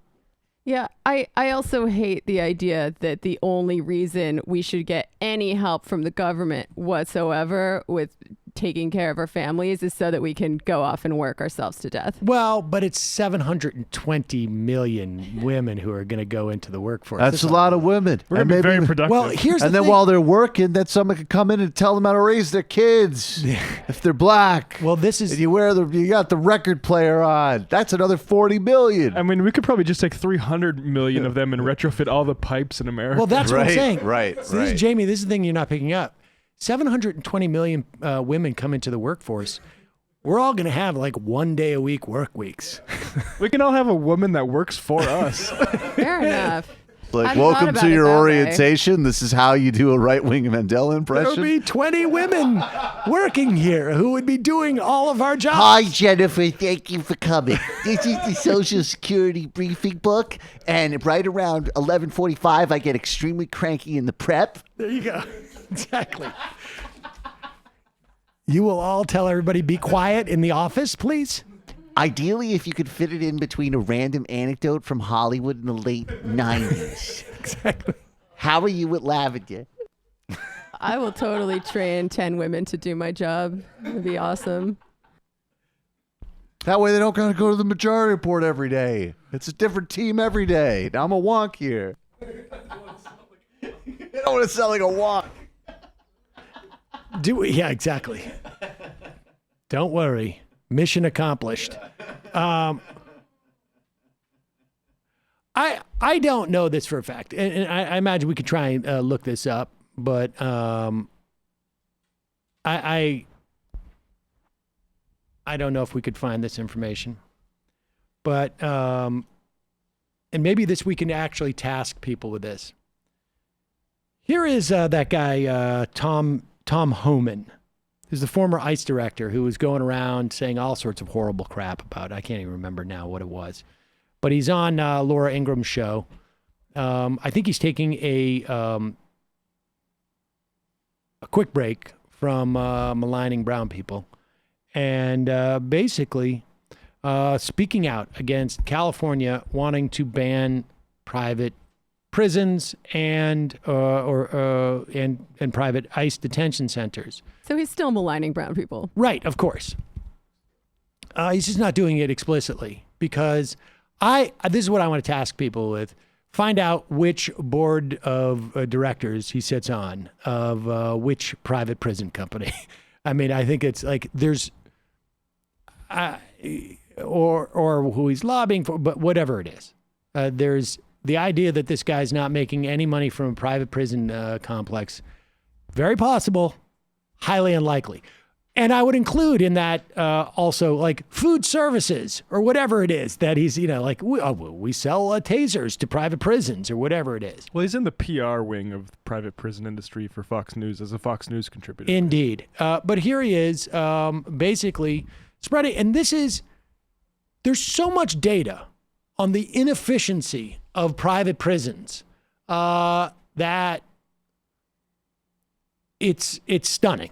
I mean, it's really one of the most, and like all this work was done 5 or 6 years ago. But here he is. needs to remember he's part of the United States. California is in the United States. Is it still, Tom, really? Well, he's supposed to be. And look, he ought to spend less time in El Salvador trying to talk more people to come to this country illegally and take care of the homeless problem he has in California. And I've many times been in California. How many homeless veterans on the streets of California? Yet he's running down El Salvador to try to get more illegal aliens come. And he wants to shut down ICE facilities, put U.S. citizens out of work. And he says he's doing this for the immigrant community. But again, let me be frank on this. This will damage the immigrant community. They don't want to leave the state. They don't want to leave their families. They certainly don't want to go to a county jail in Louisiana or Texas. Our facilities are grade A, highest detention standards in industry. Anybody can go to ICE.gov website, look at the detention standards. Highest in industry, lowest deaths in custody of any state or federal facility. So whether they're for-profit or not for-profit, or they're run by the government, high standards. High standards. And pause it now. Just take 1 second and contemplate who are in ICE detention facilities versus who are in federal and state prisons. And then ask yourself, is that really a big achievement? Lowest number of deaths? You're putting people who have not broken the law in any way, certainly not violent offenders, families into these detention centers. And you're bragging that we have fewer deaths than in places where we have like people who are there for murder or for assault or. Nice of him to recognize the southern prisons being especially bad. That's pretty woke. Yeah. But continue. Or not for profit, or they're run by the government, high standards. High standards and highest in the industry. And plus, the private sector does things better than the government. The most expensive beds ICE has, are the ones we own. We don't do it very well. The government, the contractors, they do this for a living. They're accredited. All right. They're the highest. But it sounds good, right? We're going to shut down the profit making. That's what it's about. He wants to run for president. Separating families. He wants to run for president. Yeah, we're going to shut down the profit making and we're going to stop profiting off of kidnapping children and imprisoning people in a money-making capacity. The way that August 18th, 2016, the Justice Department announces that they plan to end the use of private prisons because officials concluded the facilities are both less safe and less effective at providing correctional services than those run by the government. The idea that you can have a business that sets aside a certain amount of its resources for profit and it be less expensive begs the question as to what's going on at those prisons that you're able to both set aside money for profit and make them more cost effective. Well, from their point of view, it's a win-win-win because they don't view prisoners as people. And if they get to bleed them dry for the commissary or whatever and make profit off it, that's an added bonus. There you go. Naomi Klein is, there's a big, this University of California divested and it has something like a $14 billion endowment and a $70 billion pension. I mean, the University of California system, it's pretty big, obviously. But you're talking about a total of $83 billion, somewhere around there? Maybe, $84 billion. And they are divesting their holdings of anything involving fossil fuels, both because it's becoming a risky proposition to invest in fossil fuels because everyone knows the future is coming and fossil fuels cannot be part of it. But it's also because they want to make sure that the future comes and that in divesting her, this is a big deal. Because the argument that you're putting at risk a pension by not owning oil stocks, or you're putting at risk an endowment by not owning coal stocks, fracking stocks, or whatever it is hard to make when you've got an $80 billion fund that is willing to to divest in that way. That's a big deal. And Bill McKibben at 350.org, I think he's still there, has been working on this for 4 or 5 years. There were people at the end of the Obama administration who were getting arrested for this type of divestment.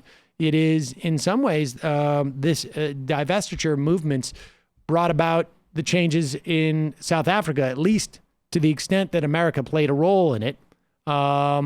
It was largely because companies were finding that doing business in South Africa was beginning to hurt their stock values.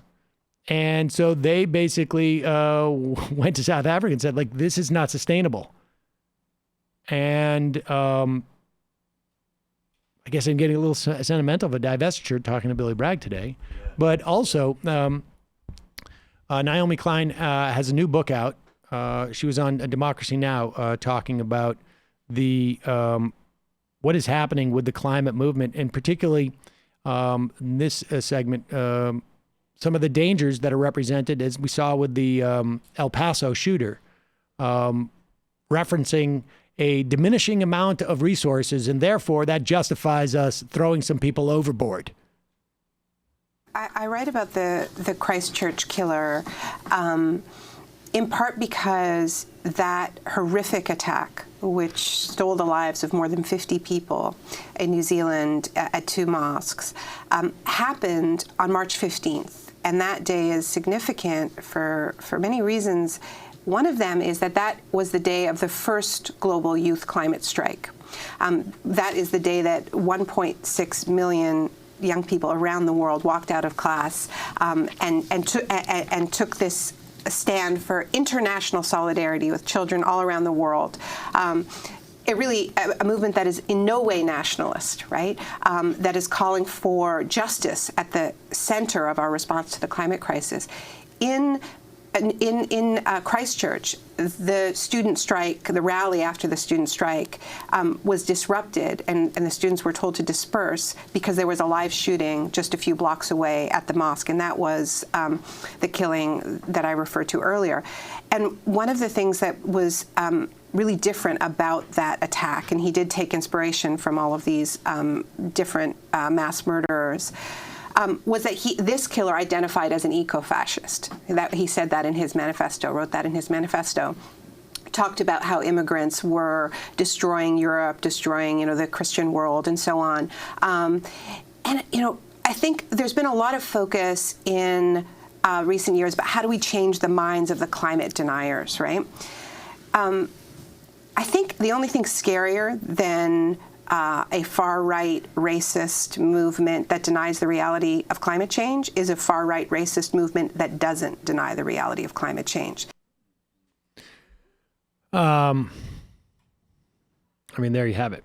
If anything, the idea that this is being cited across, from, the lunatics, fascists on the right, just give you rise to the reality of this, of its existence. And the idea that we still have the only major significant, maybe the only, but certainly the only significant political party in the world, which is organized around the principle that, and I'm not exactly sure where they are at this point, that either climate change is a hoax or just simply there's nothing we can do about it. Just get it. God will take care of it.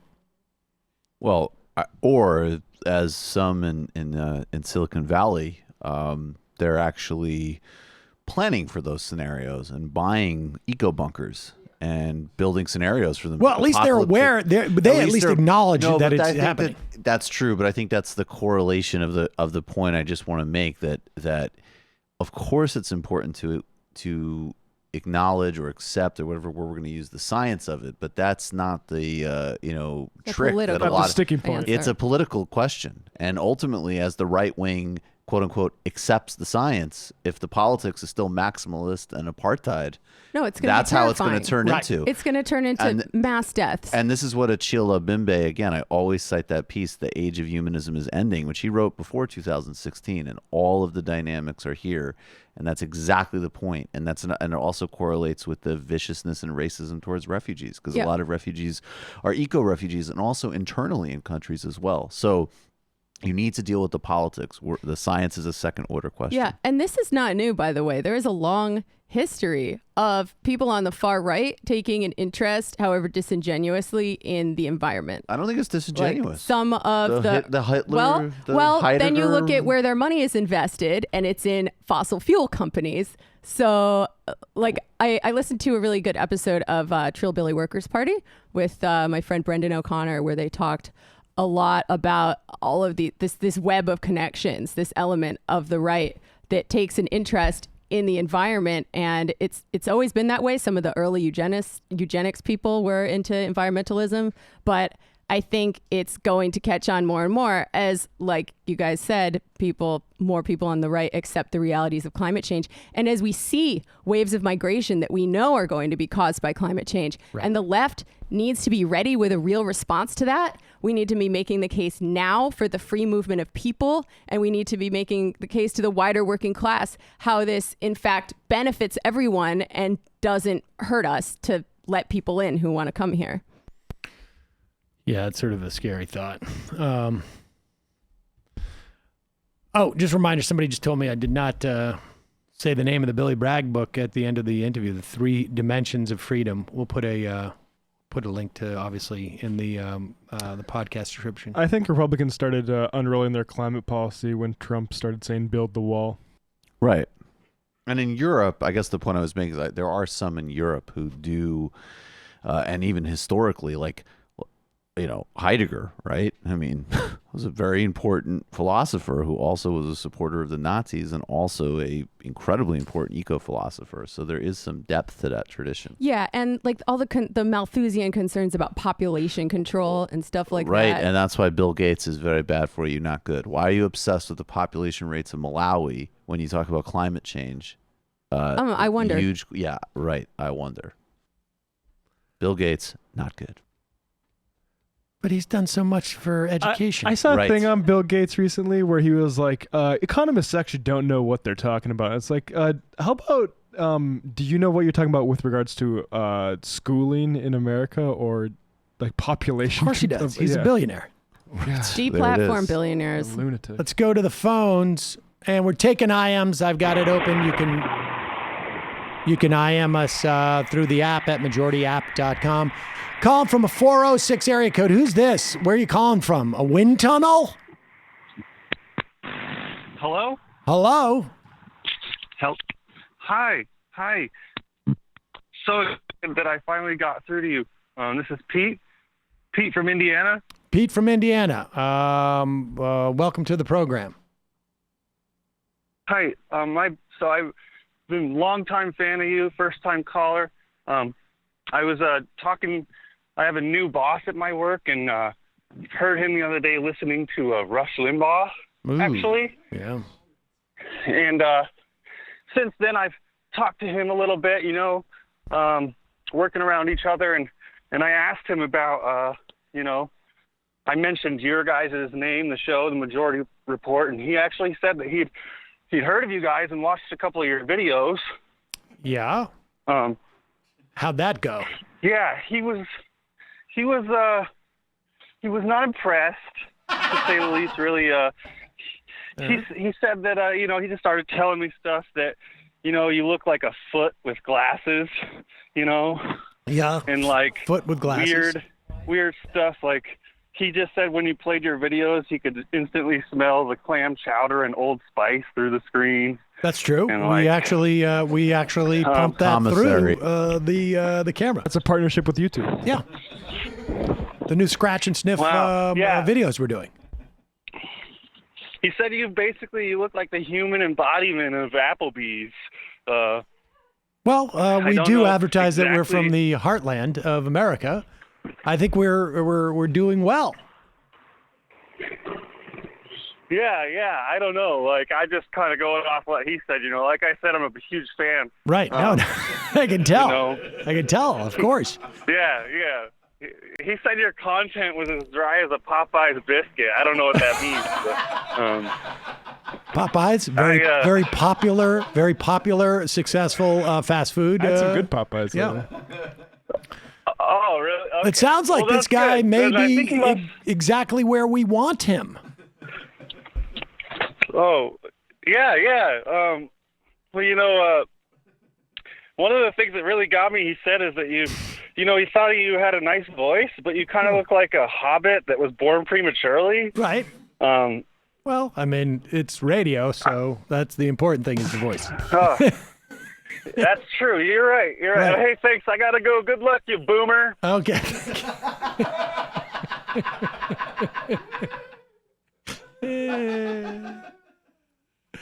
Those are fun. That is fun. I like that, actually. It's honestly significantly more tame than what my son says to me every day. Every day I wake up, my son wakes up, and the first thing he says is like, "Oh, you're here." Honestly. Devastating. He says, like, "I like mom much better." And I'm like, I understand. And he goes, is it your night or mom's night? If it's my night, he's like, darn it. And yeah, no, he's just, okay. It's relentless. I kind of wanted Wow. to turn it into like a Sopranos bit, but that's Your kind of son intense. is the ultimate insult comic. Yeah. How about yeah. you get me a fucking juice box? Right, exactly. It's not even a mom night, for and then he God's just sake. goes, and he goes, hold my book bag. Could you hold my book bag? If I you want to don't run. pocket I want to run to school. Yeah. Hold my backpack. Wonder where he learned that from. I'm trying to cut down our interaction time. Calling from a 646 area code. Who's this? Where are you calling from? Hello? Hello? Oh, hi, this is, hi Sam, this is Lou from Brooklyn. Who is it? Hello? Can you hear me? Yeah, you're from Brooklyn, and what's your what's your name again? Lou. Baloo? Lufinia from Brooklyn. Okay, yeah, you're breaking up just a little bit, but go ahead. What's on your mind? Okay, well, yesterday you guys were talking about the WFP endorsement. Yep. I saw it, I was disappointed, but I wasn't really surprised about it. But I just thought, I thought that Bernie's campaign could, tighten up on a few things, based on that endorsement, because, they're not really doing a good job differentiating Warren from Bernie right now. Mm-hmm. And I think, one of the main differentiations people see is, maybe the filibuster, and I don't think that's a really good look for Bernie. But optically, I usually see Warren, endorsing other candidates. The day that WFP voting started, she endorsed the WFP candidate. Right. And she's also endorsed the justice system at this point. So, I think the campaign-wise, they're probably doing really good with, the ground stuff, but, certain things like this make Warren look more like she's, working on expanding the party more so than Bernie. So, I think, there's just, a few concerns, I thought, his voters, more of them would be coming more from, expanding the electorate, and I don't really see, an emphasis from the campaign on registering new voters. I see probably from, volunteers and stuff, but I would think, with insane deadlines coming up, they would be focusing more on, getting people registered. And, when he was blowing up the Joe Rogan interview and things like that, I didn't see, really them capitalizing on that opportunity. So I just think, I feel like they should work on a digital strategist more, in terms of registering voters. And I'm just hoping because I don't think a Biden collapse is inevitable or something to come, and I don't see Warren's momentum dying down because she hasn't gotten her cards pulled yet, and I don't know if it's going to happen because based on Kamala's last performance, I don't think it's she's not really trying to win anymore. I'm not sure. So I'm hoping he'll work more on Black voters over 50, that's one area he's really, really weak in. Right. So I think he needs to work more on that. Well, so, I think I think to the extent that Sanders is doing is working on behalf of candidates, I think that's happening. I think it's also happening in the terms of organizing people on the ground. in a way that may not get the same amount of attention. Now, that may be not the best strategy. I have heard that in terms of like, working the WFP, that they didn't, the Warren people were more aggressive in that respect. I think there's other dynamics going on with the WFP. We don't know. Still haven't released. I know they still haven't been transparent about the actual vote here, which is important. They're not going to. And and I'm hearing a lot of interesting anecdotes about that type of thing, which is all I'll say. Yeah. But nevertheless, I mean, look, the bottom line, the name of the game obviously was work those officials who had a more weighted vote in this instance. That didn't happen. I mean, I tend to agree with the idea that the campaign could be doing more to be more expansive. But we'll see. It's hard to know, to make this assessment until you start to actually get on the ground. I mean, the California polling, that could be the most important thing that really comes out of this week. I mean, it would have been nice to get the WFP nomination for Bernie, and I'm not sure that the WFP could do as much for Bernie as they could do for Warren. But if Bernie wins California, that is going to be, hugely significant. And, every campaign has to make a determination of where they're going to deploy limited resources. And so it's one thing to win the WFP endorsement, but if you've done that because instead of having somebody in New York where you feel fairly confident where you're going to do okay, and you've put that person in California and you win California, then, after the fact, it looks like it makes more sense. I mean, that's the thing. With these things, it is very easy to critique in the moment, but you really don't know until the end of the campaign, unless it's something that's hugely glaring. I mean, I remember in the fall of 2016 hearing about the amazing ground campaign that Hillary Clinton had. And the best one ever assembled. It turns out what that was just people saying that was the case. Like, I think, let me just put it this way. I think that you can overinterpret the failure of the WFP to endorse Bernie. And, that's the only thing I would say. I mean, I don't think the WFP thing, I don't think it's going to move the dial much. I don't think it's really a big deal.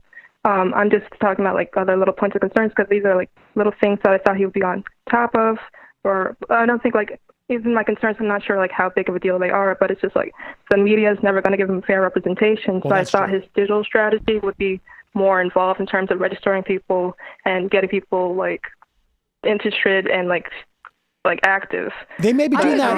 I think what I'm saying is that you're looking at that from a New York perspective. They may have made the assessment that the return on investment is better in a place like South Carolina, or is better in a place like New Hampshire or California than New York. Yeah, and they might be doing voter registration down there. I mean, are we sure that they're not? Well, that's what I've just said. Because I agree that it's really important to expand the electorate, because people who favor Elizabeth Warren over Bernie Sanders, Bernie might not be their second choice. These are completely different constituencies. Warren is supported by largely the professional class. The people who support Bernie are poorer, younger, and less white.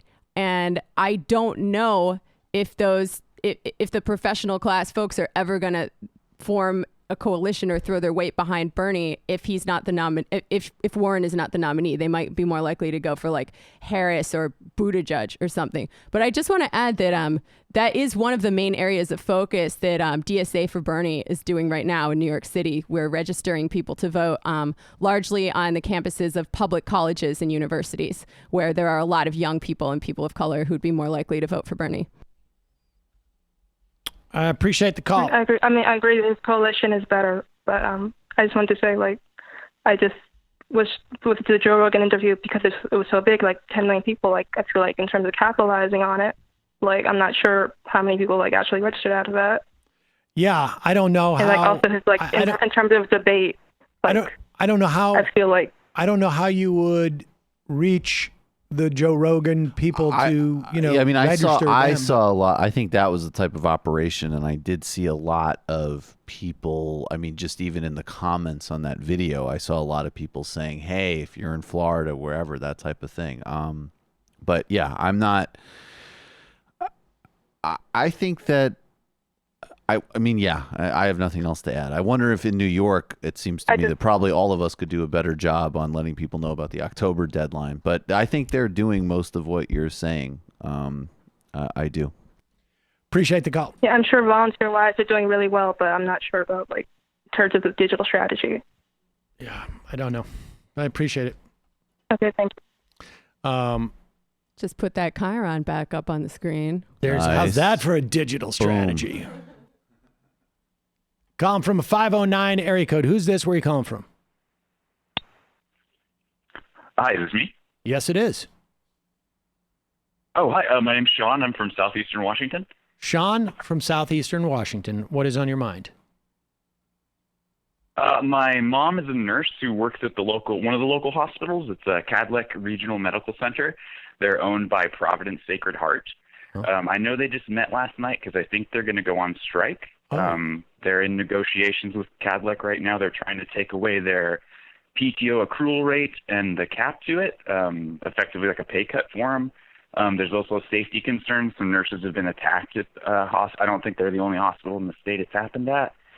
And I don't know for sure if they're going to go on strike. The WSNA.org, the union website, is saying they are preparing for it.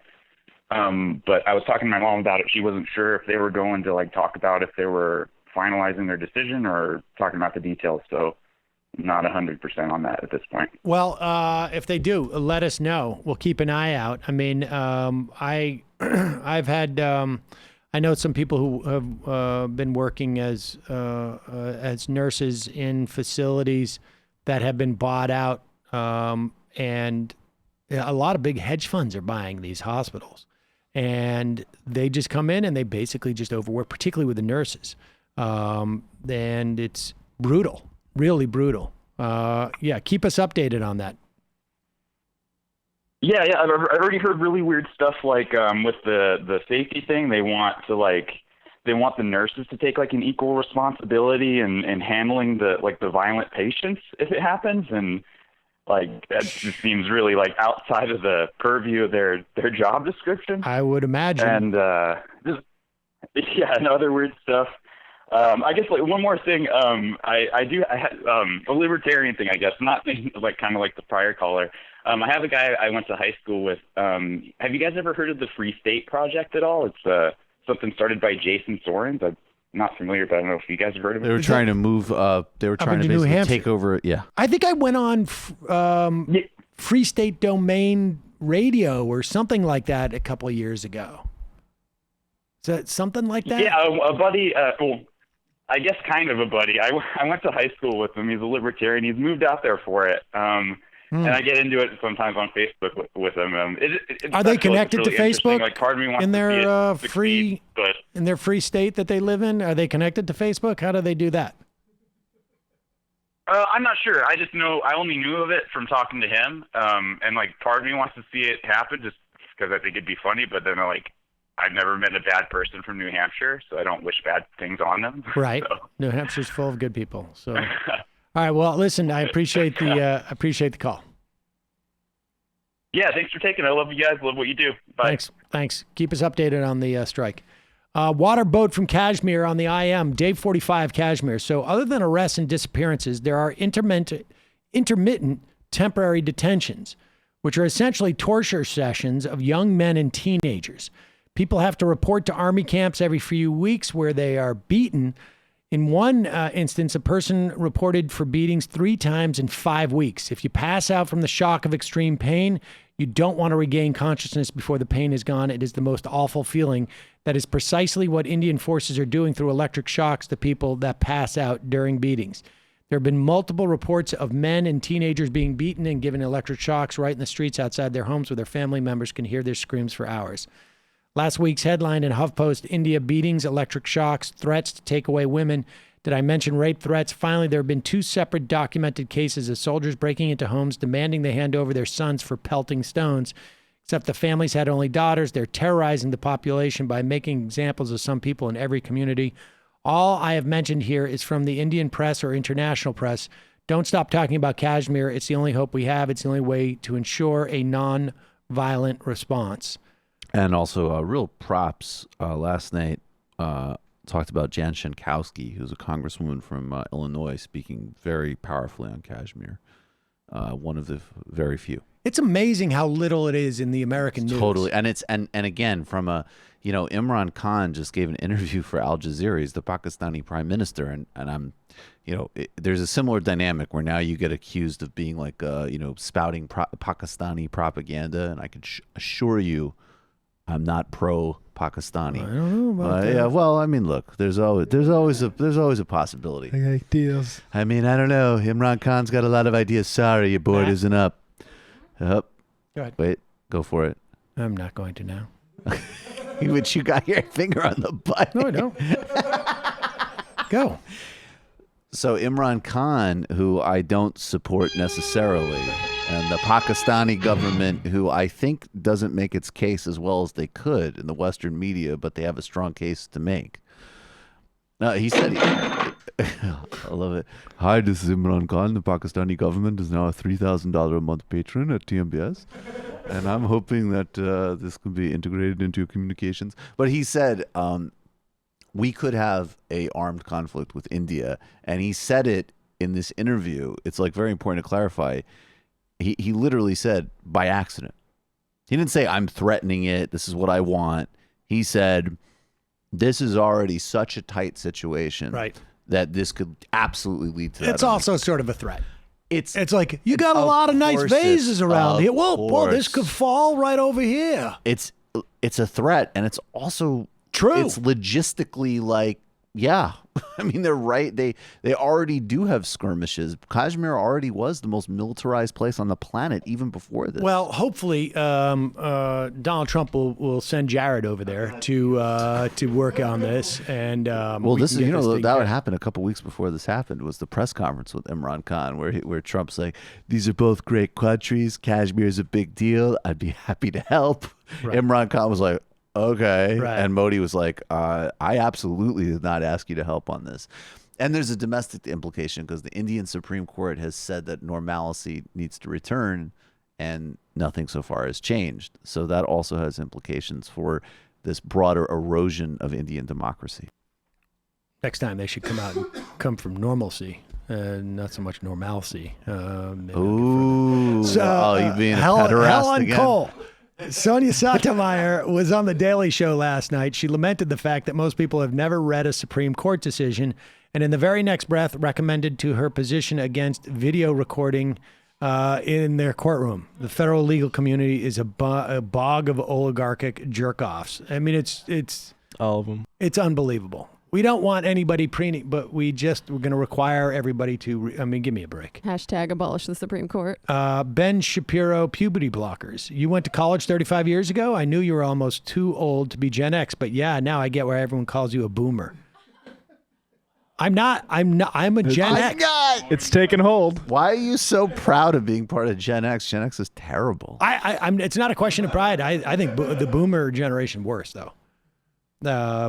Because higher upside, lower downside. The Gen X sucks, but because of the boomers. Oh, well, that's the most Gen X line ever. Yeah, man. That's all you guys did is blame the boomers. Well, we had sorry that we're accurate. We had to vote for Reagan and be lame because of Dr. our G's parents. Magic Elixir. Do you suffer from persistent sore throat, surrounded by diseased immigrant hordes, doing preposterous voices on radio every day? Hi, this is Dr. Sebastian Gorka for Ricola. The original, okay. Leaf How are you Sage. going to go from knockoff like fish oil to Ricola? That's like upgrading him in Total. a sketch, bro. Leaf Sage. Republicans are worried about state standards, setting standards for the whole country. Well, I'm sure they're outraged that the Texas Board of Education leverages its market share to ensure every American child can only read conservative-friendly textbooks. Yes. That's a real problem, actually. Skinny Pete, what are your opinions on open versus closed primaries to the crew? Whatever helps Bernie. Yeah, I'm going to go with whatever helps Bernie. I don't think there should be open primaries, but I do think that you should be able to have same-day registration. I mean, that's. I think you got to make it easy to vote, but I think you also want to make sure that there's a disincentive for people who don't really care about the outcome, aren't genuinely invested in who the nominee is, in a sincere way at least. I would say you need to register, same-day registration. Rick from Florida, and obviously registration before that. Rick from Florida. Hey, Sam, speaking of free speech warriors, I notice you guys don't really pay attention to Tim Pool. I think your public attempts to discredit Rubin have largely worked. Tim Pool operates in the same lane as Rubin, being a disaffected liberal at the front lines of the culture war. And his videos get far more views at this point than Rubin's do. In terms of people injecting toxicity, he's up there with anybody I think warrants some coverage. Tim reached out to me a while back to do a show, and I said I would do a show. And then I would hear back from him like a week later, and he'd say, what about Saturday at 8:30 out in New Jersey? And I'm like, no, I can't do that. I can't.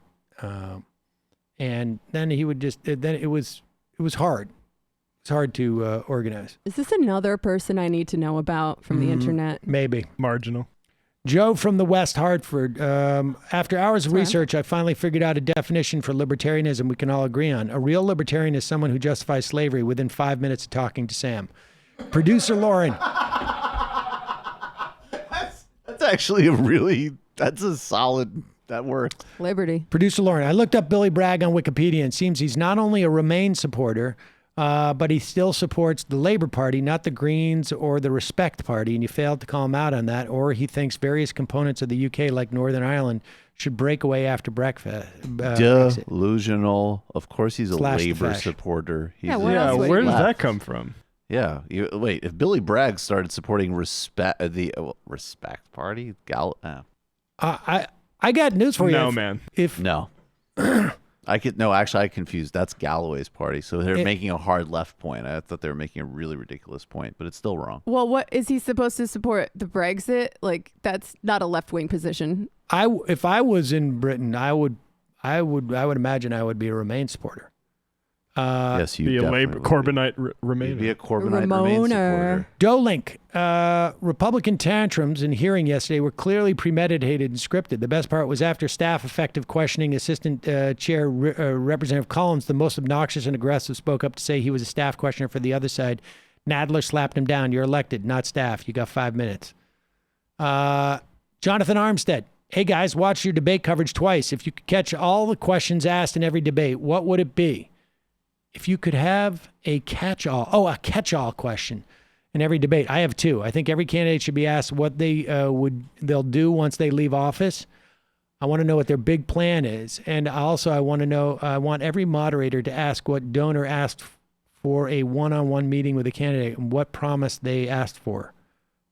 Curious to see how Mayor Pete would wiggle out of both. I like that question about what you would do after being president. I mean, I think one of the most revealing things about Obama, now I can imagine the Obamas feel like they went through a nightmarish 8 years and they're going to live out their best lives. And they're going to do that by, Netflix and, I don't know, going to, taking a trip to Mars on, Virgin Airlines, rocket ship or whatever, whatever it is they're doing. And they're not just watching Netflix. They're making things. They're producing things that's for what I'm Netflix. saying. Yeah, that's I'm going to go work on Netflix and, join Hollywood. And I don't know that they would have had a different answer beforehand. I mean, obviously they would, but it would be interesting to see sort of like just to get a broad I just want to help people tell stories. Exactly. Attorney Andrew, all there is to say is she needs a movement too. I don't know what that means. Ryan from Ohio, Warren. Now that musician guests are back on the table, what are the odds of getting another Peaches interview? That's pretty funny. Secret identity politics. Not to pick on you and the crew, but how much of an anti-PC culture is just down to most comedians being miserable, dumb guys who specialize in a cynical art form? And well, whatever. Definitely part of it. Do we give comedians too much credit as a barometer of where our culture is? Is this all Twitter's fault? I see people having arguments over Joe Rogan and don't know what to make of it. I still don't know what call-out culture is. This sounds like a really funny I am. No, I mean, I think how much of anti-PC culture is just comedians being dumb, miserable dumb guys who specialize in a... I mean, I think there is a genuine... I'll tell you what anti-PC culture is. It's the conservative movement, frankly. I mean, it is... The President of the United States has called out PC culture as a rallying cry for his people. I think... paper tiger. I think there's really legit critiques of, like Mark Fisher's Vampire Castle, which is a great essay that people should read and learn from. But I would say this. I changed my mind about that. I think it's the worst thing he ever wrote. But continue. It's a great piece. It's really important, and it describes a lot of toxic dynamics better than anybody else ever done. But I will say that if somebody starts their point of critique with the phrase PC culture, that's a tip that they're not making the enlightened left critique to make the left less toxic and immature, but more that they're going in the reactionary, like Trump direction. So PC culture is definitely a tell. I think if you look at the way Netflix is marketing some of these stand-ups, I think it's corporate, like subsidized. Well, that's everything. Yeah, I don't think it's. But that's also that but that's just different channel. Like there's the Netflix for the woke people. There's the Netflix for the people who are gonna be opposed to PC culture, whatever. That, I mean, yes, at the end of the day, it's all marketing algorithms for sure. It's also a lot of rich dudes complaining about how they get treated by the larger culture. Like rich, famous people with nothing else to be pissed off about. So I think you're going to get a little bit of a bias there. I mean, I think much of it is just, to a large extent what Billy Bragg said it was on some level, which is people who have been used to being able to have their perspective dominate and not have any pushback to the crap they're dishing out. I mean, this isn't, you can go and do whatever you want in comedy clubs. You can set up your own comedy club room. People do this all the time. You go to a restaurant, Monday nights, I'm going to bring 25 people in here, and you get the door, you get the drink tickets and I get the door or whatever it is. Then you can go up and say whatever you want. It's just that people complain like, wait a second, I can't say what I want. I can't be daring and make a lot of money. That's the second part of this. You can say whatever you want. It's just that other people might say, like, I don't want you to have the ability to monetize that sentiment, and I'm going to prevent you from doing it by organizing the consumers to say, like, we don't want that. I mean, it's like I'm not being silenced because Who's the Caboose doesn't play regularly on ABC television. Yes, you are. You should be very angry about that. You're being deplatformed. I think at some point we're going to need to materialize that analysis a little bit more, but not at 227. I mean, what? Not at 227. Look, got to be time efficient here. We're all. I would never deny that there are some people on the left who maybe take things a bit far, take themselves a little too seriously, and annoy me. But if that is your main thing that you complain about, I don't trust you. I just talking to like people who aren't like always in a leftist space. Like I think plenty of people have different tolerances for, say, the blog economy of how woke is this most recent stand-up special. And I think that stuff's all trash. Yeah, exactly. I think that does, like, a lot of people don't care about that stuff and think it's pointless. Of course. But I also don't think that changes their politics. No, I don't. That's not my critique at all. But I also just in general, like, when you're talking about people. When you're talking about people, you can't. Well, whatever. We'll talk. All right. I agree with that. All right. Point, One Matt. more quick phone call. Calling from a 248 area code. If you're not calling from a 248 area code, you should hang up because we're not going to get to you. I apologize. Who's this? Where are you I'm calling here. from? Who's this? This is Zach calling from Michigan. Zach from Michigan. What's on your mind? Hello. Hello? Oh, hey. Hello. Can you hear me? Yes, I can. Can you hear me? Zach? Oh, sorry. Just wanted to. Yes. What's on your mind? What's on your mind, Zach? Hey, I just wanted to bring about awareness for the Back 40 mine. It's a proposed mine. It's already got all the permits approved, but it was in spite of all the regulators saying that none of their proposals are going to keep the Menominee River safe. The Menominee River is pretty important to Lake Michigan, and they didn't involve anyone in Wisconsin. I just wanted to bring that up to awareness and just say I really like the program and really appreciate you guys taking on those losers like Dave Rubin and Jordan Peterson who have absolutely no idea what they're talking about.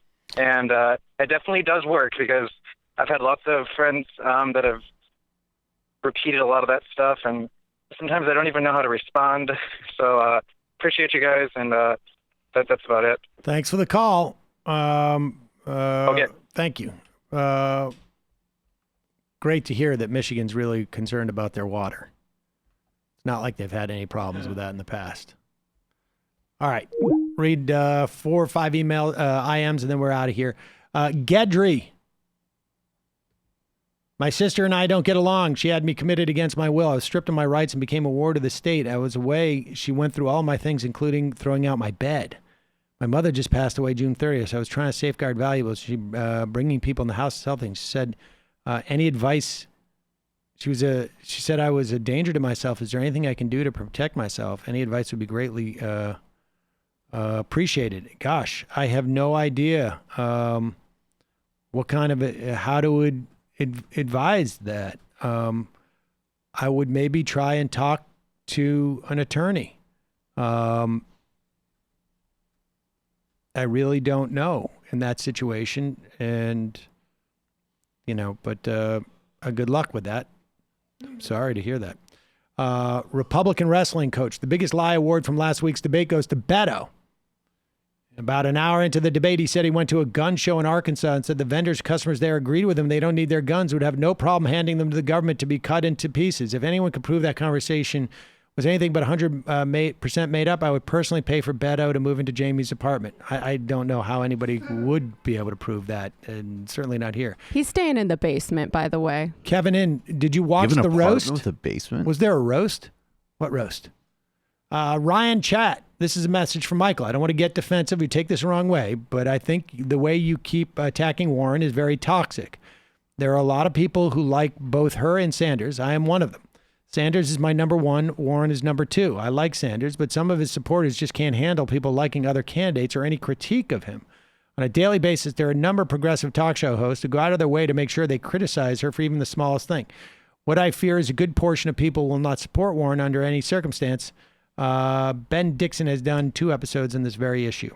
It's a zero-sum game. You got to be specific about the things we've said about Warren. Because otherwise it seems people do that, but otherwise it seems like you're the one who can't accept a criticism of Warren, and this is not beanbag. I just have to say that in a way that I don't do for any other candidate, I mention on both platforms that I'm regularly on, I give her credit in a way that's actually awkward, and I don't do for anybody else precisely because of the touchiness that is expressed in the IM. But at the end of the day, I'm going to talk about what's what. Sorry, grow up. I think we've all been extremely fair to Elizabeth Warren on this show. Exceedingly so. Isha, I'd like to remind people, including Sam, that Iran had nothing to do with the drone strike on Saudi oil facilities. It was the Houthis in Yemen. Somehow, all of the mainstream media seems to have forgotten that fine point. It's also very bigoted to assume that all Shias are loyal to Iran. It's dangerous rhetoric that gets Shias in KSA executed. Well, first off, let me say this. I've never suggested that it's been proved that, or even that it's likely that Iran had anything to do with the drone strike. Secondly, if the Houthis in Yemen sent, even if it was an Iranian drone, the fact is they're at war with Saudi Arabia, and Saudi Arabia is not using Saudi-built weaponry. They got their weaponry from us. Secondly, the idea in saying that all Shias are loyal to Iran, I did not say that. But to the extent that Shias there are Shias who are like, I mean, to say that Iran does not have influence in Iraq, I think is also silly. And to the extent that it has any influence in Iraq and was going to operate within Iraq, it was going to be in a Shia area. And the close proximity of U.S. Military, which I don't think should be there in the first place, gives Iran, through proxies, an opportunity to strike back. That's the only thing I'm saying there. So I don't think that's a controversial statement. I think you would find people who are experts and that would say that, because that's certainly where I heard it from. But I appreciate your point. Two more. Ruben's missing balls. Hey, just tweeted you guys a screenshot of a notification I received that Dave Rubin liked a tweet pushing the Ilhan Omar married her brother garbage. I'm not surprised by that. He's tweeted stuff about that. He's tweeted about that, yeah. And final IM of the day. You, a looser, you misspelled that. This whistleblower will uncover Trump's abuse of executive power. Me, a genius. The Clintons' deep state is stopping Trump from revealing Neera Tanden killed Epstein by request. See you tomorrow. It might take all the strength I got to get to where I want, but I know somehow I'm gonna get there. I wasn't looking when I just got caught between the truth and the light bulb. But finding out won't make me feel any better. Yeah, I know the clock is ticking, but the meds are gonna kick in, and my pilot lights. Hey folks, Hunt a Killer is the murder mystery box that immerses you in an ongoing experience. With every delivery or episode, you'll dive deeper into what it's like to be a detective, sifting through piles of documents, evidence, and case files until you crack the case. Right now, just for our listeners, you can go to huntakiller.com/majority for 20% off your first box. They only accept 200 members per day, so hurry to take advantage of this offer. That's huntakiller.com/majority for 20% off your first box. huntakiller.com/majority.